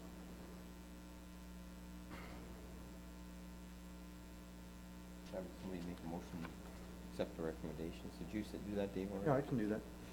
Okay. Seconder? Second, Mayor Fisk, all in favor? I won't get on my soapbox on this. Last time I liked that. Yeah, I know, but actually, they did actually, it was interesting on the way down to Guelph today, a big project in North Perth was canceled, or it wasn't accepted. The mayor was quite excited when she was talking, because they're not a willing host. And it was 28 windmills or whatever, and it's been refused or whatever. Again, I think that the province is as the CEO White is saying, they're looking at the cost structure, and they're saying maybe they've gone down the wrong path, I think. And they're making it difficult for any of these big units to be approved, that aren't approved already. I would hope that someday we can get to the point where we can have units that are in our own homes that we can maybe take off the grid, so we can actually run our own, like some solar panels or something. Batteries and stuff aren't there yet, but if we ever get to there. I know Deputy Mayor Fisk, you've looked into a lot of those, you've done some of that, but you know, those are the areas where I think that we should be concentrating, but not these great big corporations that are making a whole bunch of money off it because it's such a sweetheart deal. I wasn't going to get on my soapbox, but I did. Okay. All right. Moving on. Mayor Bridge, members of council, the NR store has purchased lands in our industrial park. They're at the Harriston Industrial Park. They're at the corner of John Street and Hutchison Street. The site plan was sent around to council through the email process, and hopefully media has a copy of it to look at as well over there. What's proposed is a 16 meter by 31.2 meter building. The lands are zoned industrial, which would allow the proposed use. It's about a 2,273 square foot building. It's on the northeast part of the site. It's nearest Hutchison Street, and if you know the property at all, there's also a hydro transformer immediately adjacent to that. Also on the property, there's little transformer equipment things in front of the building, and behind the building, there's also a future communication tower, although that's not subject to the regulatory process yet. It's at least shown on the plan where you can see it. When this came to council as a land sale, we had asked that they consider having a boardroom in the building, and they have looked at that. And they do feel that this will attract considerable amount of interest across North America, and people will be coming to look at the use and how it functions on the grid and so forth. But they're not sure that there's enough demand for a long-term boardroom and so forth in there. So there is a trailer situated on the property. You can see it at the front of the site. That will not be the final location of that trailer. It will need to be relocated just because there's issues with building setbacks there. So we will, as a condition of approval, ask that that be located according to zoning. So in the trailer, they'll be able to receive people and talk to them about what they're going to see on the property and so forth. The other thing we mentioned when we were at the land sale process is we knew it wouldn't be the world's most attractive architecturally looking building. So it is basically a steel-sided building. And so we asked that there be some attention put to landscaping, and they have done that. They're going to pave the front parking spaces. There's a landscaped sidewalk along the front and some plantings along the building foundation. There's also some native tree species to be planted in the boulevard area. It's not a great deal, but it's a little bit on the site. The site that's not being used, that part of it's going to be gravel, and overall, when they're finished, it should be one of the more attractive properties in the industrial park. It will be properly finished, and as best you can make a building like that, it'll look pretty good. So, our recommendation is that you approve the site plan that was provided to you and reviewed, subject to the execution of a development agreement with the town requiring the work to be completed within 2 years, and the trailer being relocated on the property to comply with the zoning bylaw to the satisfaction of the chief building official. I should note also finally that the site plan has been reviewed by Public Works and Fire Department and the planners, and they're satisfied with the site development as it stands. Questions? Motion to accept. Recommendation, moved by Councillor Faulkner, seconded by Councillor Elliott. All in favor? Okay, I think we got something out of them. Yeah. Good. Well, now I'll turn it over to the Councillor Turton, to Thank assume you. the Chair for Public Works. Thank you very much, Chair. Mayor Bridge, we have one item on the Public Works agenda this evening, and it has, I think it's good news. It's to do with the Palmerston I&I study, and welcome our CBO Terry and our Chief Director Brian to the stand. And you guys go ahead, lead us through this. Well, basically, like you said, it is good news. We finally made a little bit of progress with our I&I increase in the capacity. Attached, you'll find a letter from Gamsby Manroe. The report states that based on actual flows observed in 2010 through 2012, subtracted from the 80% of the rated capacity, the wastewater treatment plant could accommodate another 198 lots in addition to the 31 already available. So I think infill lots, if I'm not mistaken, sits at 11. And if we add another 50 to that, is 61. And in the reserve, I think there's 86, and we can add another 100 of that, which tops it at 186. I don't think there's anything else in the report that I can add to it, with the exception of it's still an ongoing process. The school still has not been disconnected from the sanitary. There's a couple main streets and 2 other streets that are ongoing for repairs still. So you're going to see increases there. You'll see increases with the water meter installations. Other than that, I think if you have any questions, I know that all of you has read the report, and I'll answer anything I can for you. Thank you. Questions? Councillor Faulkner? Through you, Councillor Turton, I know the situation with the school. What has been done to persuade them to fix that issue? Actually, we didn't do much persuading at all. They hopped right on it and are looking into how they're going to design the storm to run out to the storm sewer system and disconnect it from sanitary. So they are a willing partner, yes, so to speak. Yeah, there's no trouble with them disconnecting. Okay. Yeah. That's a great news, by the way. Councillor Elliott? Thank you, Chairman Turton. I'm just wondering, when we're at full capacity, what would be the full capacity for Palmerston? Any idea? I don't know off the top of my head. I could find that information out. It's an ongoing process because as population grows. Yeah. Like, just if we got to the end of our population, where do we have to expand ours? I think you got now, if I'm not mistaken, you got about another 10 years added onto your system now. Our system. Wonderful. So. Yeah. But the education still moves ahead because you have people still connected to the sanitary, like the weeping tile's connected into it. It has to be. So right. We got to educate the people too. as we're moving ahead. And we can still, we have 10 years, so we can, you know, with Approximately the 10 natural years growth that growth. would happen in that town. So that's wonderful that you've moved ahead that far. You had a couple of years before, but now we've got 10, so that's great. Thanks for doing that. Other questions?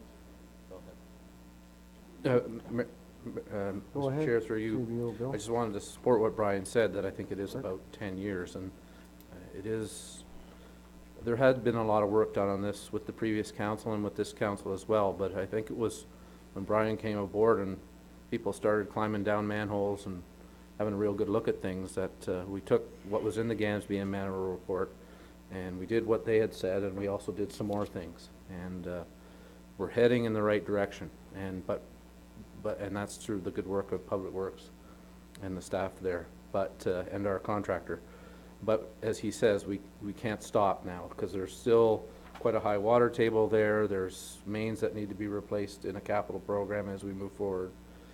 There's the homes that we need to try and correct too. So I think he's been conservative. We've been conservative in here and recommending another 100 and so units. And but that's good news. But we want to continue with our program here and not forget that we have to continue to reduce infiltration there. It's always going to be a problem for us. Mayor Bridge? And, yeah, I'd just like to say that as well, and I had the meeting when Gansby was here, and we've actually taken a little bit of a conservative view, and from their letter, we could have been a little bit more aggressive, but this does give us, I think, what Councillor Elliott was concerned about, it gives us a 10-year scope, which is what we really need to do, just because we want to be letting everybody out there that we're open for business, and we want that growth to happen. That's right. And, but we have to keep our eye on the ball, and I agree with CEO White, to keep our eye on the ball and keep pursuing it. And we're coming up with these little situations, and, you know, we had that other situation by the Jay's Variety that, you know, as we have the sinkhole, we realize there's problems there. So we'll continue on that route, and I think it's all good news, because this is also in a year that was high volumes of rain. Oh, major So volume, it's not yeah. like we lucked out in a sense that the rain wasn't there, so that's very important. And then we found some in Harriston too, so we Yeah. got some issues in Harriston. Maybe we should But plug away at a little bit too, so. all good. Terry, CBO Terry. I'd also like to add that part of the report is to amend the sewage allocation bylaw. So instead of every time I get an application for a new house or a new building in Palmerston that I have to come and bring a report to you guys, basically what the proposal is that Brian and I will stay in contact with each other, keep tabs on the numbers where we're at, and then come and report back to you twice a year, just to let you know exactly how things are rolling, what we've got left. Yeah, So just to alleviate some time for all you guys. So Brian, when we find a bad situation in Palmerston, do we kind of check it out in Harriston too? I mean, we're talking about the school, right? Does schools have a history of hooking the water into the wrong place, so we know for sure the one here is hooked up properly? I really couldn't tell you that. Probably with a smoke test or a dye Yep. test, we could find out pretty quick, but usually not. Usually, depending on how old the school is, because back in the day, they were allowed to connect to the sanitary system, but And like who did here it? in Harriston, it's not as bad because we have the lagoon system. Yeah. So the lagoon system can handle a little bit more than what mechanical plant can. So, Good. but we still should not ignore it. We should have a good look at it. Any other questions? I So have a the, question, but not on this topic, so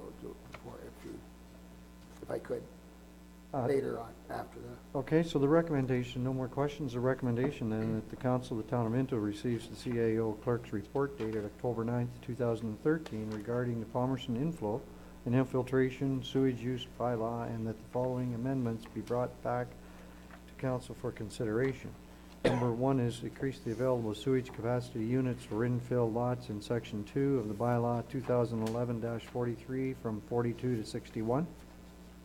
Number two is increase the available sewage capacity units for development land in section 6 of the bylaw 2011-43 from 88 to 186.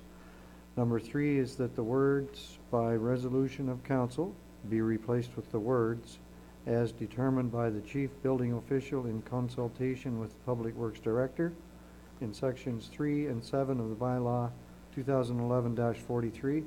And number 4, that the following section 10 be added to the end of bylaw 2011-043.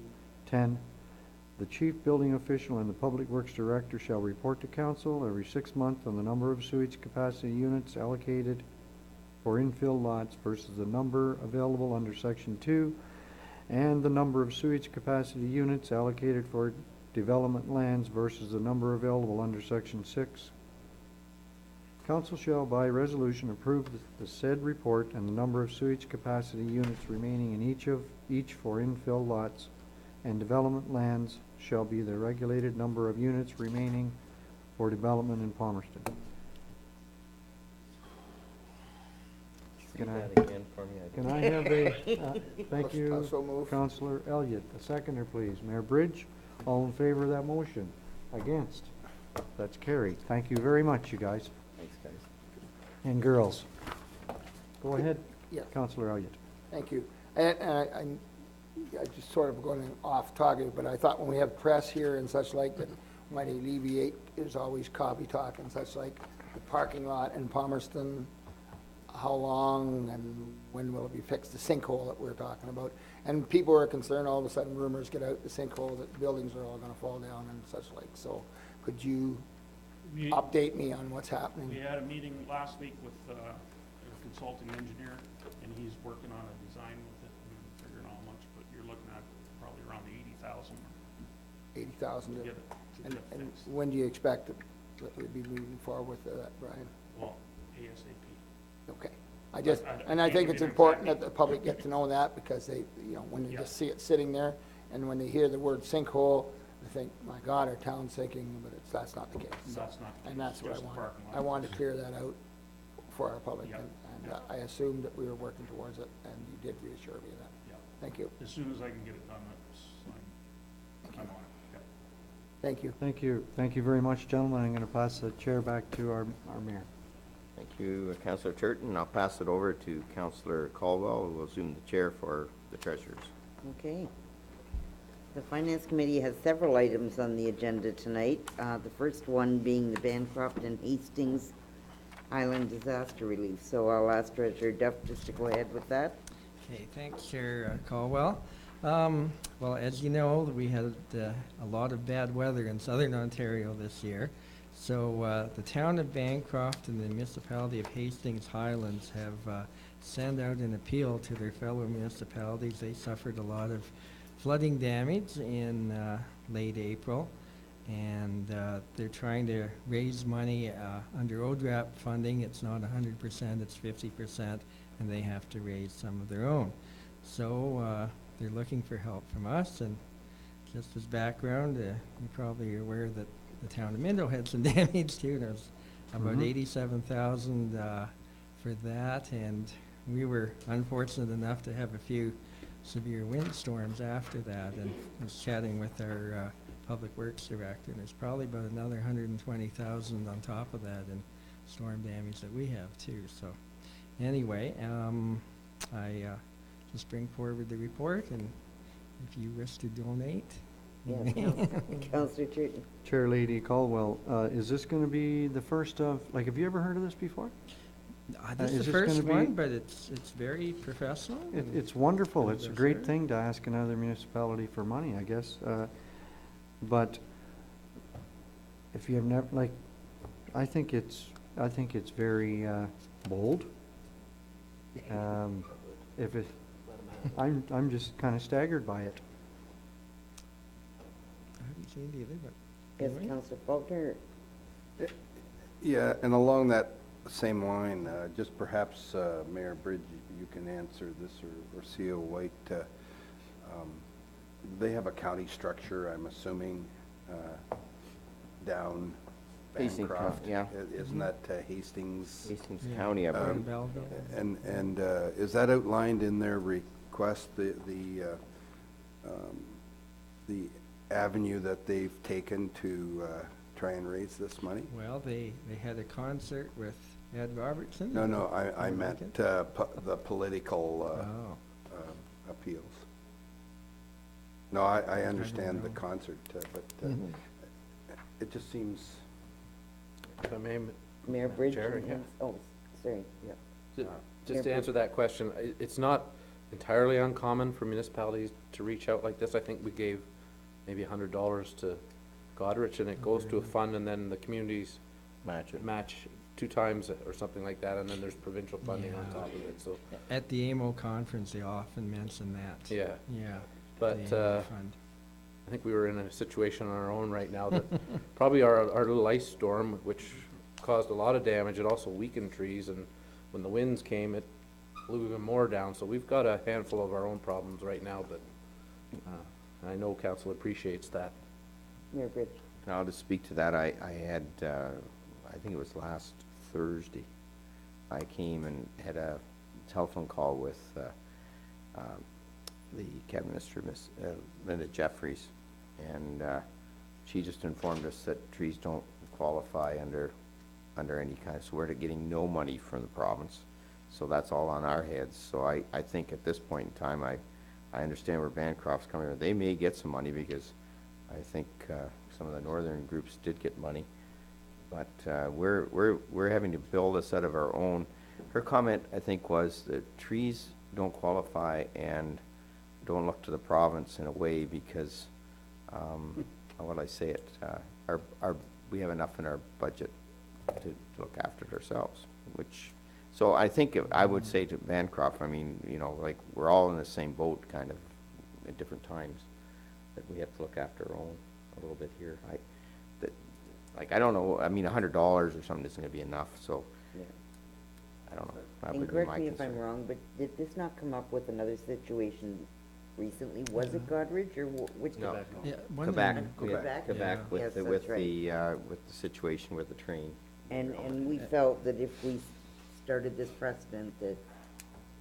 I mean, if our taxpayers want to donate to funds, they can certainly have that opportunity. I think we allow them to do it, but I don't think it's up to us to donate their money for them. I think they have to make those personal choices. That's how I would feel anyways. That's a good point, and if Yeah. they'd like, I'm sure they Sure. could send a personal donation Exactly. and get a tax receipt and Yeah. all that. Because they may not feel comfortable donating their funds to Bancroft and Well, Hastings. it's not our money. Yeah. It's the taxpayers' money, right? Okay, so are we ready for the vote? The recommendation is that the council of the town of Minto approve a donation to the Bancroft and Hastings Highlands Disaster So I make Relief it Committee positive. for an amount to be decided by the council of the town of Minto. All in favor? I think you need that on the table, though. You gonna first. move it? I'm sorry. The Maybe recommend- I mean, I don't know how strongly Gordon feels about Not that. that strongly. But maybe another motion might be entertained and note and file, or or have the letter, mayor sent a letter before, we could. Yeah, I can It send a could letter. die on the table. I think that's the best. I would make a motion, we receive that. We received the report, Yeah. and the mayor will forward a letter to, He could. I'll second that. okay. All in favor of receiving the report and asking the mayor to send a letter to Bancroft and Hastings? Please, all in favor? Opposed? Passed. Okay, our next item on the agenda is a little easier. The approval of the accounts from October the 3rd. Although I don't think we can ever get away from the trees, because one of our biggest expenses in Public Works is $21,000 for trees. 9,200 for the connecting link, and that's just started. I think we've got our first progress payment in. We've got 8,600 on the bridges and culvert study report, which hopefully we'll get some results of that very soon. And another 36,000 on the Palmerston I&I, which at least we're seeing some positive results, so that's good. And about $50,000 in park improvements in our recreation department and grass cutting. So relatively routine, other than some of those items maybe not occurring as much next year, I'm hoping. Anyway, so. Would anyone have any questions? I do, through Yes, Councillor you, Colwell. Councillor Colwell. When do the contracts come up for grass cutting? Very soon, I believe, Recreation and Public Works are hard at it right now. Hopefully next week if we have it back. And those contracts will be brought back to council for approval? So if we wish to argue them at that time, we can? Okay, thank you. Okay. The recommendation is the council of the town of Minto receives the treasurer's report dated October 3rd, 2013, regarding approval of accounts and approves the town of Minto accounts by department for October 2013. Would someone move that? Councillor Faulkner, seconded by Councillor Turton. All in favor? Opposed? Carried. And the third item is the treasurer and the tax collector, section 357 applications. Okay, and again, these are just two this time. One was demolition of a house caused by fire, and the other was a change in assessment class from commercial to residential. And I guess per council's wishes, we put the relative effects in tax dollars on that as part of the schedule, so I'll entertain a motion. Are there any questions? Then the recommendation is the council of the town of Minto receive the September 26th report from the treasurer and tax collector regarding section 357 applications, and that these applications be approved. Someone make that motion, please. Councillor Elliott, seconded by Deputy Mayor Fisk. All in favor? Against? Approved. And then the next item is our budget review Budget for. review, yes, very timely. So this is for August, so this is, if you bear in mind, roughly 2/3 of the year. Just preliminary comments that I've entered all the reserve transfers per budget, so you'll see like 100% of that is in, and the insurance premiums are being allocated to the different departments too. There's your regular delay in getting online payments such as hydro and heat and things like that. And my usual proviso, the revenue's mostly there, but expenses are more to come, so it always gets a little worse. I don't know, I can maybe just hit some of the highlights. As you can see, our donations are moving okay. Insurance is our big expense there, and we do the interdepartmental allocations later in the year. For fire, there's only a minimal amount of wages in today. Most of that occurs in the last quarter of the year. Public Works, again, okay, the bad news was all in June, because we had all our winter control and our things. I guess the good news is things, I think, stayed the same or slightly better over the summer. Certainly our staff, I think Brian's new work schedule or whatever is showing up in some positive variances there too. The other thing I warn you about is the long-term debt. It seems to be tilted primarily to the last part of the year too, so a lot of those expenses still have to come.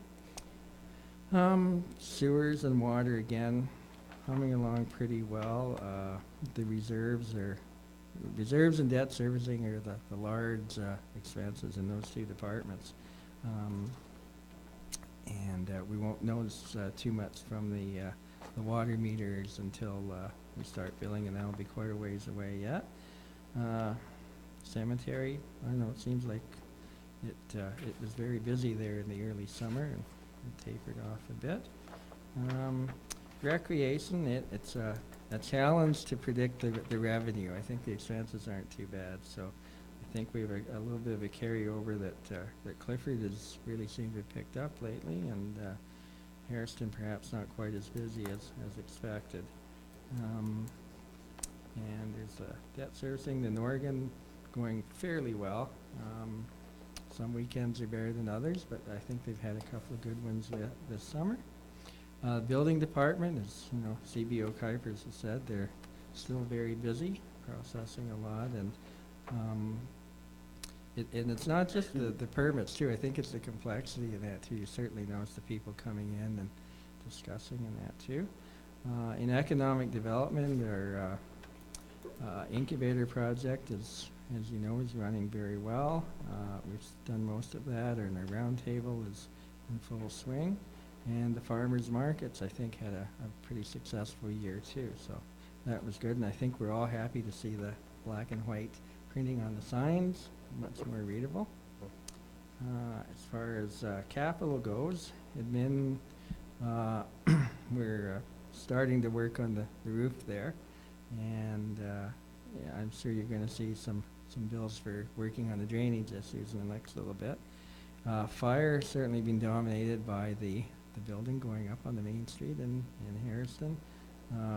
As of August, we had spent $387,500, so just under half, and a few other small purchases. I've done a little bit of acquisitions for flood mitigation. Still working. The Ayton Road paving was all completed. Clifford Allen Street is virtually complete.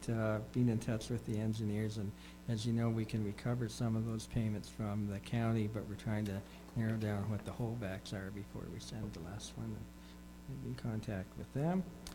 We just started the Elora Connecting Link project by August, so primarily design, and anyone that drives around knows that project is certainly going ahead. And Brian's also been in consultation with the engineers and the various regulatory bodies to get the 16th line bridge going next year. Doing a lot of paperwork on the scope increase, the Building Canada Fund, putting the other force main through in Harrison, so we're hopeful that that will be underway in the spring as well too. And we had spent $290,000 so far at the end of August for the Palmerston inflow and infiltration. In water, the well 4 is on. The large project, I guess, is up in Clifford on the Queen Street improvements. And the water meter installations during the summer, they're all in place, and they're certainly going well ahead. We have bi-weekly progress meetings, and things seem to be going quite well. And a little bit of landscaping at Clifford Columbarium, and recreation, again, primarily the improvements at the Clifford Arena, the soccer pits, the diamond. I know we were looking at that last week. It really looks good. And the truck, full liner, still some issues with the splash pad. We'll work on them. And economic, other than the railway land purchase, I think we're more in the business of selling land, which is good this year, rather than always buying. So anyway, and if anyone has any questions or... I do. Sure. My only question was, I just picked 3 projects, and we know what we're spending on it, but I'm just wondering how they're doing towards budget. And I know Chris Harrow isn't here to talk about the fire department, but I wondered if you had any feel if the building is coming along on budget?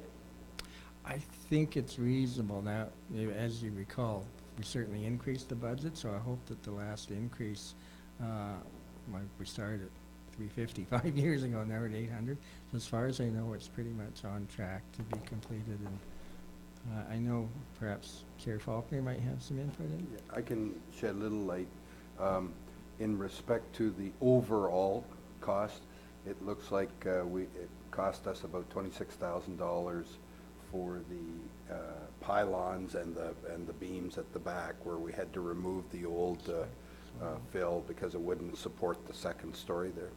But other than that, it's right on, pretty well right on schedule and on time. Budget. That's good. And then I guess my other projects, I was asking the same question, and we may not know as yet, but the Elora Street link, is it coming along on budget, or has there been any issues? There's been a couple issues with water services in the wrong area.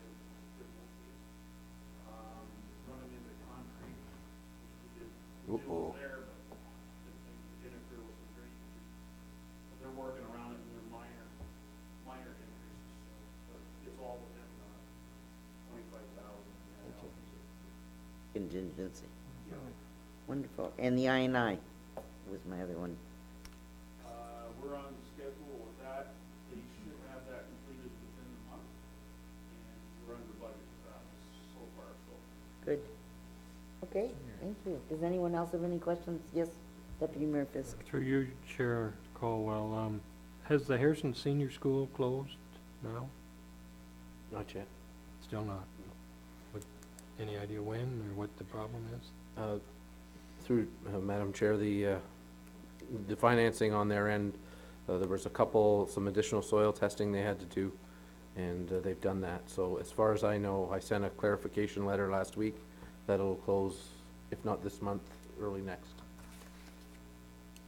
But they assure me that they are closing. Yeah. Okay, good, thanks. Any other questions? Just one, and I was just curious because under pool liner in Harrison installed and a tiger shark was purchased. I just wondered, What did that? like, where do we keep them in the winter? They go to California. The Under elephants. It's a pool toy. It's a pool toy. Okay, all right, all right. I just wondered. I thought it was Like pretty a toy. scary there for a second. I did read that. I didn't say that. I noticed the treasure glossed over it. Yeah. The aquarium is open. Elliot. Speaking of pools, this year they had and last year they had a jump-a-thon, and money was raised from, they had put That's volunteer hours in, all our staff put like 12 hours in, and I think there was 8 hours of it was volunteer. Right. And they raised a pile of money over the last 2 years, and their wish list for that money, I think it goes into a fund. That's right. And their wish list was to get a slide, at least in Palmerston, and I believe Harrison wanted one too. And I think they've reached the amount of money that they've put away for it to be able to. Yeah, I know, achieve that.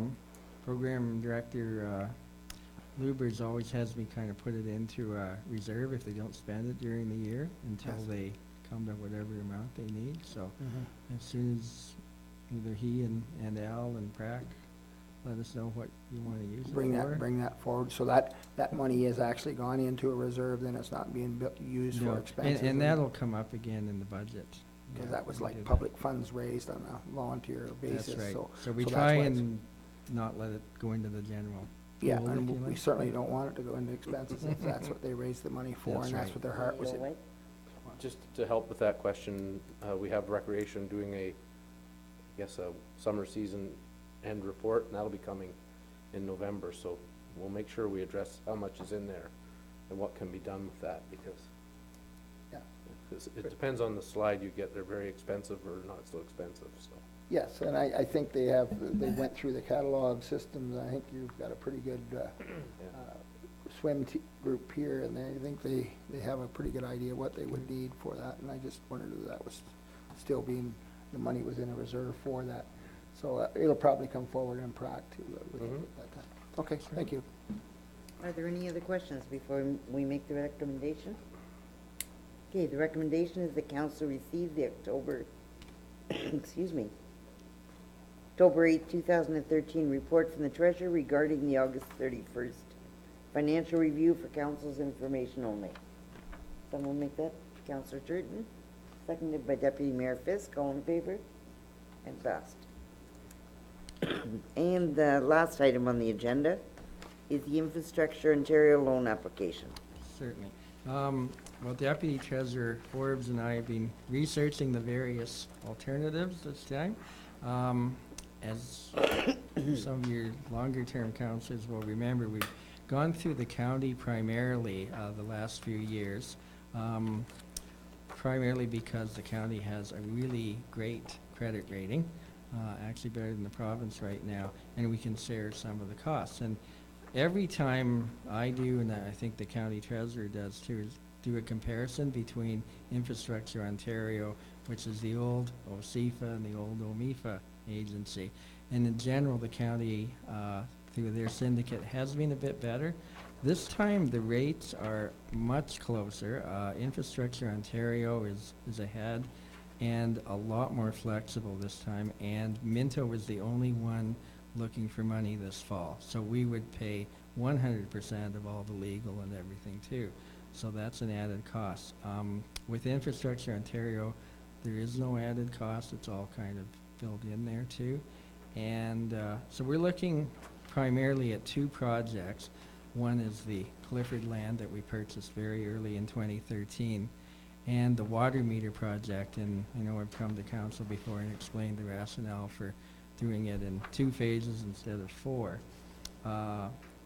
And the way I'm reading the rules to the water meter project qualifies what they call construction financing. So it's kind of like if you're building a house and you've got a bridge financing before you convert to a mortgage, and the interest rate currently is 1.59% on that. So that's like really good, and you know, if we can go that way, it certainly would be the way to go. It still takes about 8 weeks to actually get the money, so even if we pass the bylaw in council later, it's still, I'm hoping will come in 2013, but it may not. And I know we considered, between the mayor and finance chair, can we wait till the spring? The spring really means probably June, and you know, the deputy treasurer bring me up. We really can't. Yeah. So I'm recommending we move ahead with Infrastructure Ontario. I have various amortization things, but the interest rate changes very regularly, so I can't give you an exact amount. But I do have, this is the first output from Citywide. So I'm pleased with that. The back page shows where we are. If we had no more borrowing, we just carried on and paid our debts. And the first page shows the increase if we added this 1.5, assuming that we locked in a 10-year term for the water meters and a 20-year term for the land purchase. So as you can see, we're still well within, and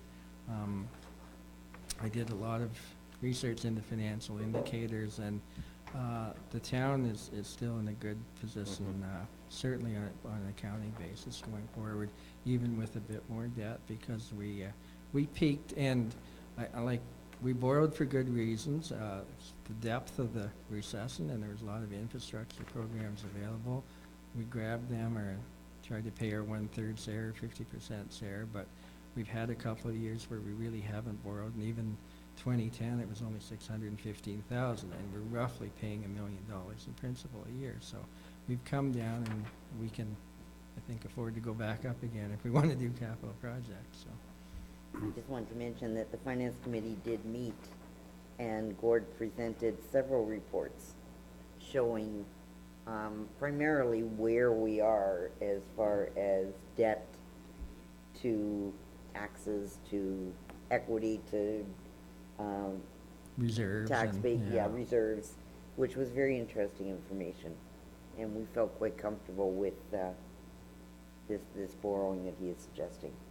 Yes, Through you, Council Colwell, the flexibility you talk about, if there's such a thing as a windfall or where we sell some land or whatever, is it flexible in that respect of paying off principal? No, it's not. In flexibility, primarily, once you get past 10 years with the county, the National Bank, basically what you're doing is you're doing a huge balloon in year 10, assuming you're going to refinance it, so you've kind of got reinvestment risk there too. If we wanted with infrastructure, we could have gone for a 7-year term, a 12-year term, and you can kind of go basically, I think at least 6 times a year. So it's more that type of thing, but as far as early payment, no, once we're locked in, we're locked in. And do the same, if I may, Councilor Colwell, do the same rules apply as to a mortgage, that a certain percentage of the loan can be paid above what you normally would pay on the principal? No, it's still like a fixed term. It's a serial. It's that type of thing. I just wanted to just mention the fact that when we did the finance, and I'm feeling very comfortable about this, and you know I'm not one that wants to borrow, but we have some other in 2014. We're well positioned that we have some, as you say, Gord, we're looking at about $1 million a year we're paying off. That's right. The principal interest. So that's sort of where your flexibility lies a little bit, Ron, rather than on a personal basis where we get it. And if you did get a windfall, what that could do is go into reserves that, you know, we got $44 million worth of, we'll know better once the asset management thing is Yeah. done, the asset thing, but we think it's around 40-some million dollars worth of capital Deficit, projects that we yeah. know of, we have a deficit of. Yeah. So it's not like we don't have a place to put the money if we ever got a windfall, like, you know, Yeah. we could certainly do another road or do something that needs to be done. So that's the beauty of it. But I understand, you know, from a personal basis, you want to have that flexibility here, personal, but here it's Yeah. not so big. And the other flexibility of this one, assuming we go this bridge financing and it takes us till midsummer Yeah, of I like that. 2014, then we lock it in. And as I'm sure the mayor's brought up many times, we have 2 large debentures that come off in 2014, but we don't get the benefit till 2015. Right. So for a portion of this, we can do interest only in 2014, and the first principal payment will kick in Okay. 2015, so that's See, an what- argument. So Yeah, although we have lots of room to borrow under the We need the program, cash. we always have to look at the fact that when we have big principal interest payments, that's money that we can't spend on anything. So, you know, we're in a situation where if we borrow, in my mind, too much, then it affects your taxes and everything else, because now you have to get cash flow, and that's what our deputy treasurer's up back there saying, you know, like, you know, I can't wait too much longer because we're worried about cash flow. Not Right. that we're not in a good financial position, but our cash flow could suffer. So that's what we're looking at. Okay, and the recommendation is the council, oh, I'm sorry, Deputy Mayor Chris. Through you, Chairman Caldwell, I like this little chart here. Good. It would be more useful or more informative for me anyway if we could have shown the term of this council for perhaps, like gone back 2 or 3 years and had a comparison of how things have changed. Mm. Yeah, that's kind of like the, What you gave us. yeah, in those ones too. We peaked about 9.8 million or so, and we're now about 6.3. So, yeah, that's when, A lot of those reports, correct me if I'm wrong, Treasurer Duff, you'll be including with the budget presentation. I can, yeah, and as I say, this is our first out of citywide, so I'm hoping to get a bit more. Right now, we've got the debt balances are in there, and I think we have most of the reserves in there too. So ultimately, what I'd like to do is like show you, okay, here's our debt, here's our reserve, and here's the difference in capita. Yes, Mr. Rich. And I, towards Deputy, this request, I think you're right, we talked about those going in our budget. You'll get some interesting information. This is nice to have it on a graph basis, I like graphs. Yeah. But we had some numbers that we looked at, and we even broke them down into sewer and water, and so our Excluding- debentures, so when you're looking at debentures, you're looking at sewer and water debentures, and you're looking at infrastructure debentures, because I think that's important for us too in the budgetary process, to kind of know what goes on sewer and water and what goes on the general tax base. So if this is a first blush at your new thing, it'd be nice to have some of those numbers we had on those Yeah. sheets put into this type of thing, Terry, because it gives you a real good, here, but it's understandable, bang, bang, bang. Yeah, I'm sure even if we don't have it in there, We could do get it. Jackie. Yeah, we can do Kevin it. can So I do like it that, too, so, yeah. but some of that stuff will be, and that's the beauty of the budget process coming forward. I think we've got a lot more information each and every year, and I credit you, Councillor Caldwell and Gord and Bill to get this, so it's easier for us to really know where we're going when we make these decisions, and I'm feeling more comfortable as we went through our term. We developed more information. I think this year's budget process will even be even better, so I'm really looking forward to seeing that. I'll just put pressure on you. There you go. Well, no, but I do give CAO White and Treasurer Duff a lot of credit, because even the budget recap that we go through now quarterly is altogether different than the first one that we attended when we came on to term. And it's just so much more explanatory and so much easier to understand that decisions can be made. And I agree with Mayor Bridge, I'm not one to borrow money, you know that, it was something that this council was very strong at. But we have gone ahead with the water meters and the purchase of the land in Clifford. Both projects are very necessary, and it takes the money to do both of those things. So, is there any more comments or questions before we read the recommendation? Okay, the recommendation is the Council of the Town of Minto accept the long-term borrowing report dated October 7, 2013, and considers the passage of bylaw 2013-84 to authorize borrowing through Infrastructure Ontario. May I have someone make that motion, please? Mayor Bridge, seconded by Councillor Faulkner. All in favor? Passed. And we actually may have another item that's not on the agenda. What? Yeah. Now you Well, tell us. we have to bring it to this council meeting. As you may be aware, the second round of the MIII program was announced. We're going to put in for a project. Don't want to get anybody's hopes up because we were successful the first round, and it'd be great if we get in, but we'll see.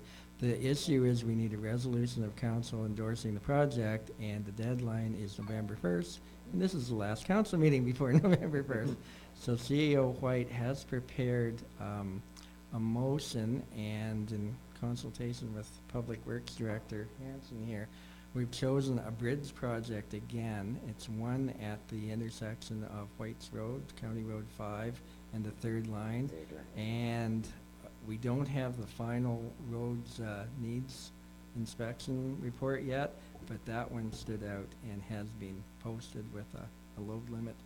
5 times, is it? Yeah, it's a little limit. Yeah, so it's definitely a very urgent project, and time is short, so I figured that would be one to put forward for consideration. And may I just ask the details of it as far as the funding? They fund what percentage, or? If it's like the first round, it was up to 90%. Now, what's happened is they've taken, if you recall the first one, there was like expression of interest, we had to do that, and then you got through to the next round, and then there was another detailed application, and then that was the final decision. So they've taken the pot of money, and there was a group that made it to the first round but not the second. They've been grandfathered forward. So there's roughly, I figure, about $71 million for the province. It says like 100, but really it's down to about 71. And so you can put in a $50 million project or 50,000. They don't tell you, but realistically it'll be spread around. Just to add to what the treasurer said, the focus is on pipes and roads. Yes. And issues that are safety related. It's not on soft things or recreation or any programs like that. So the first step is to submit this resolution and an expression of interest, and then after that, there's even more that we have to submit. So I guess they didn't really hear us when we asked for a non-merit based approach, but we should still submit anyway and see what happens. Sure. It's basically the same process as round one. Yes, I'm not sure. Who's in charge here now? Well, you're still, well, I guess is this still in finance? Still a kind of a finance. Initially, when this was brought to our attention, there was some discussion that the county might be involved because of the proximity to a county road. We've heard nothing since. I can let you know. Do you want me to, or do you want to do it, Brian? The county was only going to be involved if they went back and looked at their study where they've got a culvert under the road that comes into ours. Their culvert's in fine shape, so they don't have any need to rip up the intersection. So I think they did give you some advice as to what you might look to, like as far as maybe a solution, a type of way to lining to do it, which is a possibility, but they weren't willing to step up to, if theirs would have been structurally in need, we could have been tag team with them, but it didn't turn out that way. But yeah, good point, Marcus. Thank you. Any other questions? Yes, CAO Quinn? Once the questions are done, I can read the resolution if you wish. Or Okay, Councillor Turton, you had a question? Yeah, Chair Call, do we have a number on that bridge? Have we have any idea what it is, the amount? No. We're working on that now to get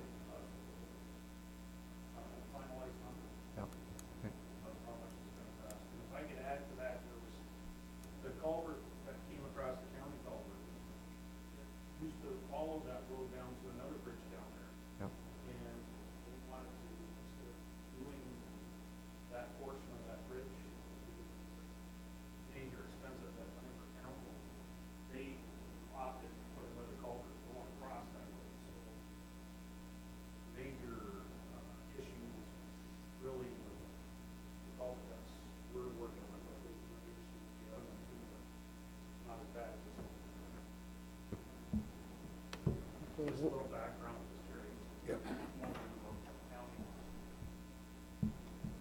And CAO White, would you please read the resolution? That the Council of the Town of Minto certifies that the information in the expression of interest for the replacement of Structure 110, third line at Whites Road for the Small Rural and Northern Municipal Infrastructure Fund capital program is factually accurate, and the Town of Minto is committed to developing a comprehensive asset management plan that includes all of the information and analysis described in Building Together, Guide for Municipal Asset Management Plans by December 31st, 2013. And this asset management plan will be publicly available, including online on the Town of Minto website by May 30th, 2014. And the project described in this application will be completed by December 31st, 2015. It's pretty clear, Madam Chair, that they're tying grants to asset management. Yes. And on that point, when I had my discussion with Ms. Jeffries, that was brought up, that they're really tying in, and she mentioned the $100 million. So in fairness, she did say, make sure you apply for something, and our asset management plan, I told her, was on its way, that Gord was going to deliver on that, so. I just threw it on to Gord. New Year's Eve, I'll be at her house. Yeah, I know. Right? Anyways, but it is definitely the way they're going, and, yeah. Would someone make the motion, please? Yes. Councillor Turton, seconded by Councillor Elliott. All in favor? Passed. Okay, now I'm done. Thank you. And I'll turn the chair back to Mayor Bridge. Thank you.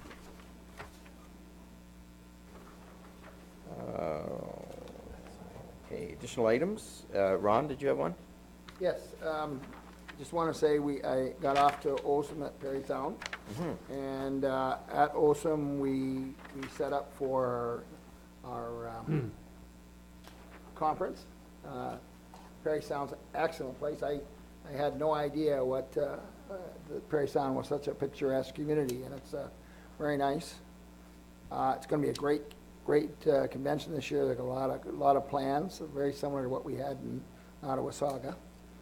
I brought forward the topic of sustainable funding as the mayor had asked me to, and of course that's been on our topic for a while anyway. And we are planning a meeting with the minister. The minister, in fact, would have liked to meet with us in Osum.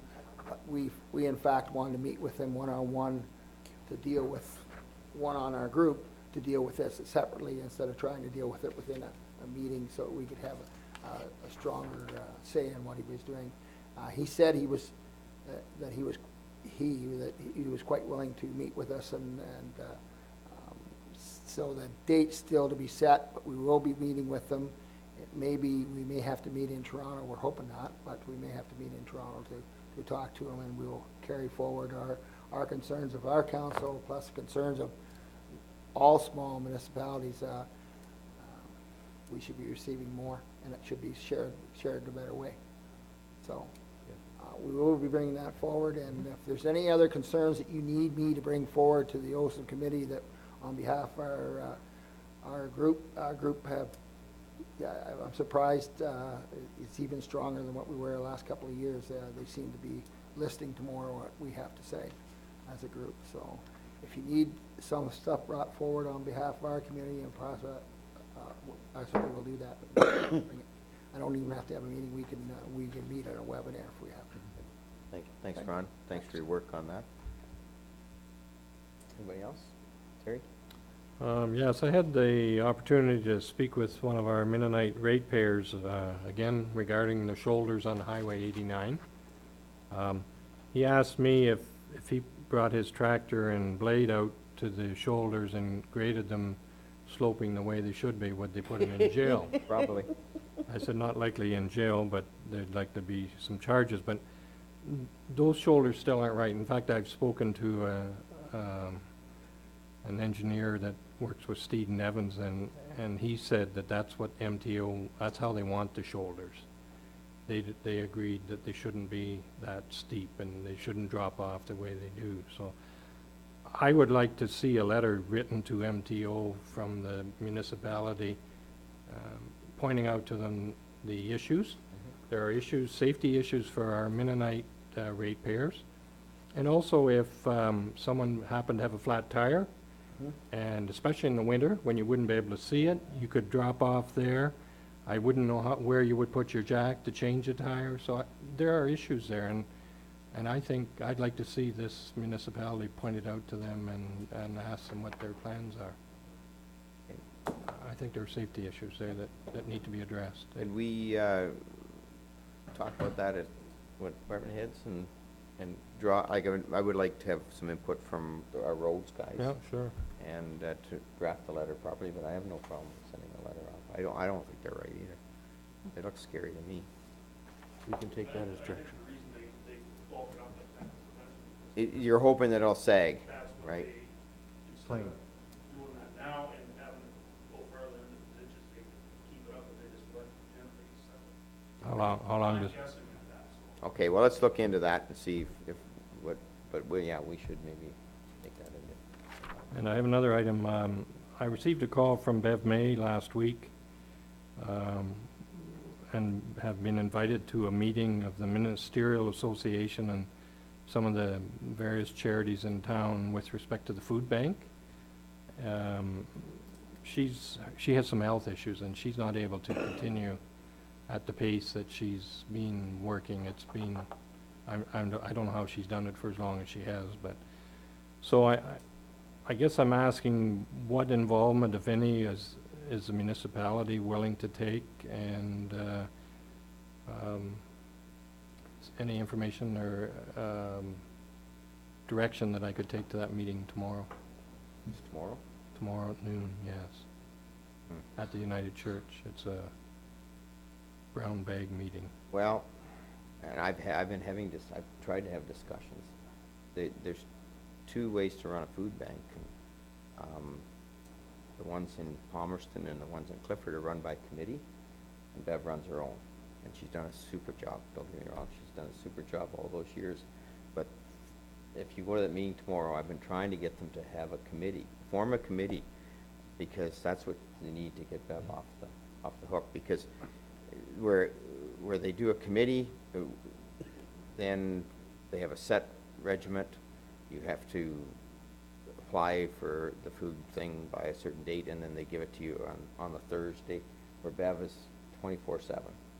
And nobody's gonna take it over 24/7 anymore, and that's the problem. So if you go to that meeting, thank goodness where they're gonna have a meeting. I've been trying to get them to do something, to have a meeting, because it really has to be driven a little bit by Bev, because Bev has to say, in a way, that she's wants to step back. And I talked to her at the Harrison Fair, and that's what, and so it has to be, and I think she knows it has to be a committee structure. And I've talked, Palmerston Committee has said they would help organize this committee structure, so you can bring that tomorrow, Terry. They've been waiting in the wings, the Barb Burrows, like, that if they need to do that. And they work together, all three of them. Yeah. But it is something that has to be driven by, and hopefully get a few volunteers from the group. Okay, and I guess the other, and I don't know if it will still be able to be housed at the United Church.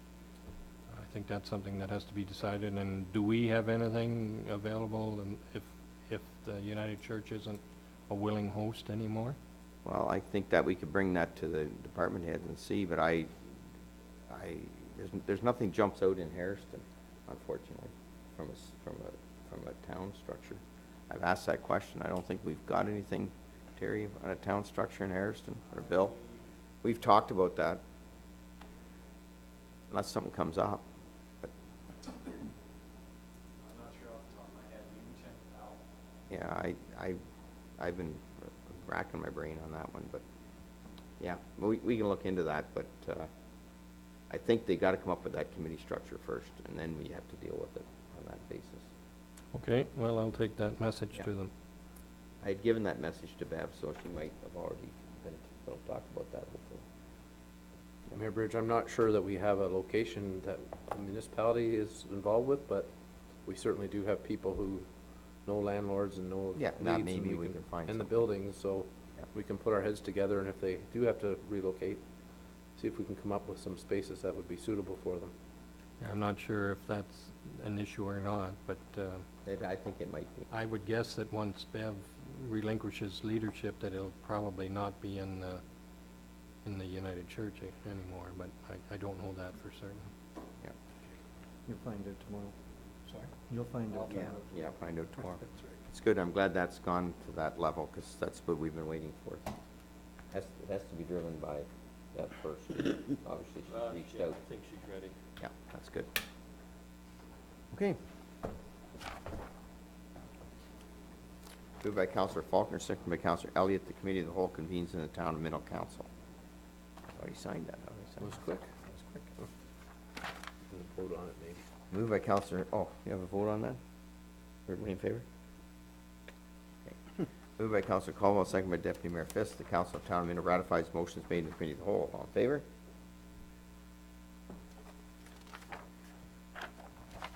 Moved by Councillor Turton, second by Councillor Caldwell, the bylaw number 2013-83 being the bylaw to authorize the mayor and the clerk to execute a lease agreement with TM Catering may be introduced and read in first, second, and third time and passed on open council and sealed with the seal of the corporation. All in favor?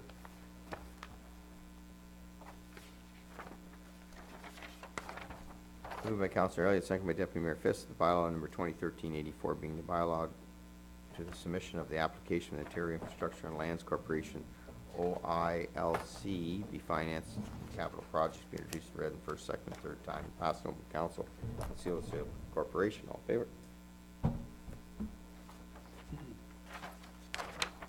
Moved by Councillor Faulkner, second by Councillor Turton, the bylaw number 2013-85 being the bylaw to confirm the proceedings of October 15, 2013 committee and council meeting be introduced and read in first, second, and third time and passed in open council and sealed with the seal of the corporation. All in favor?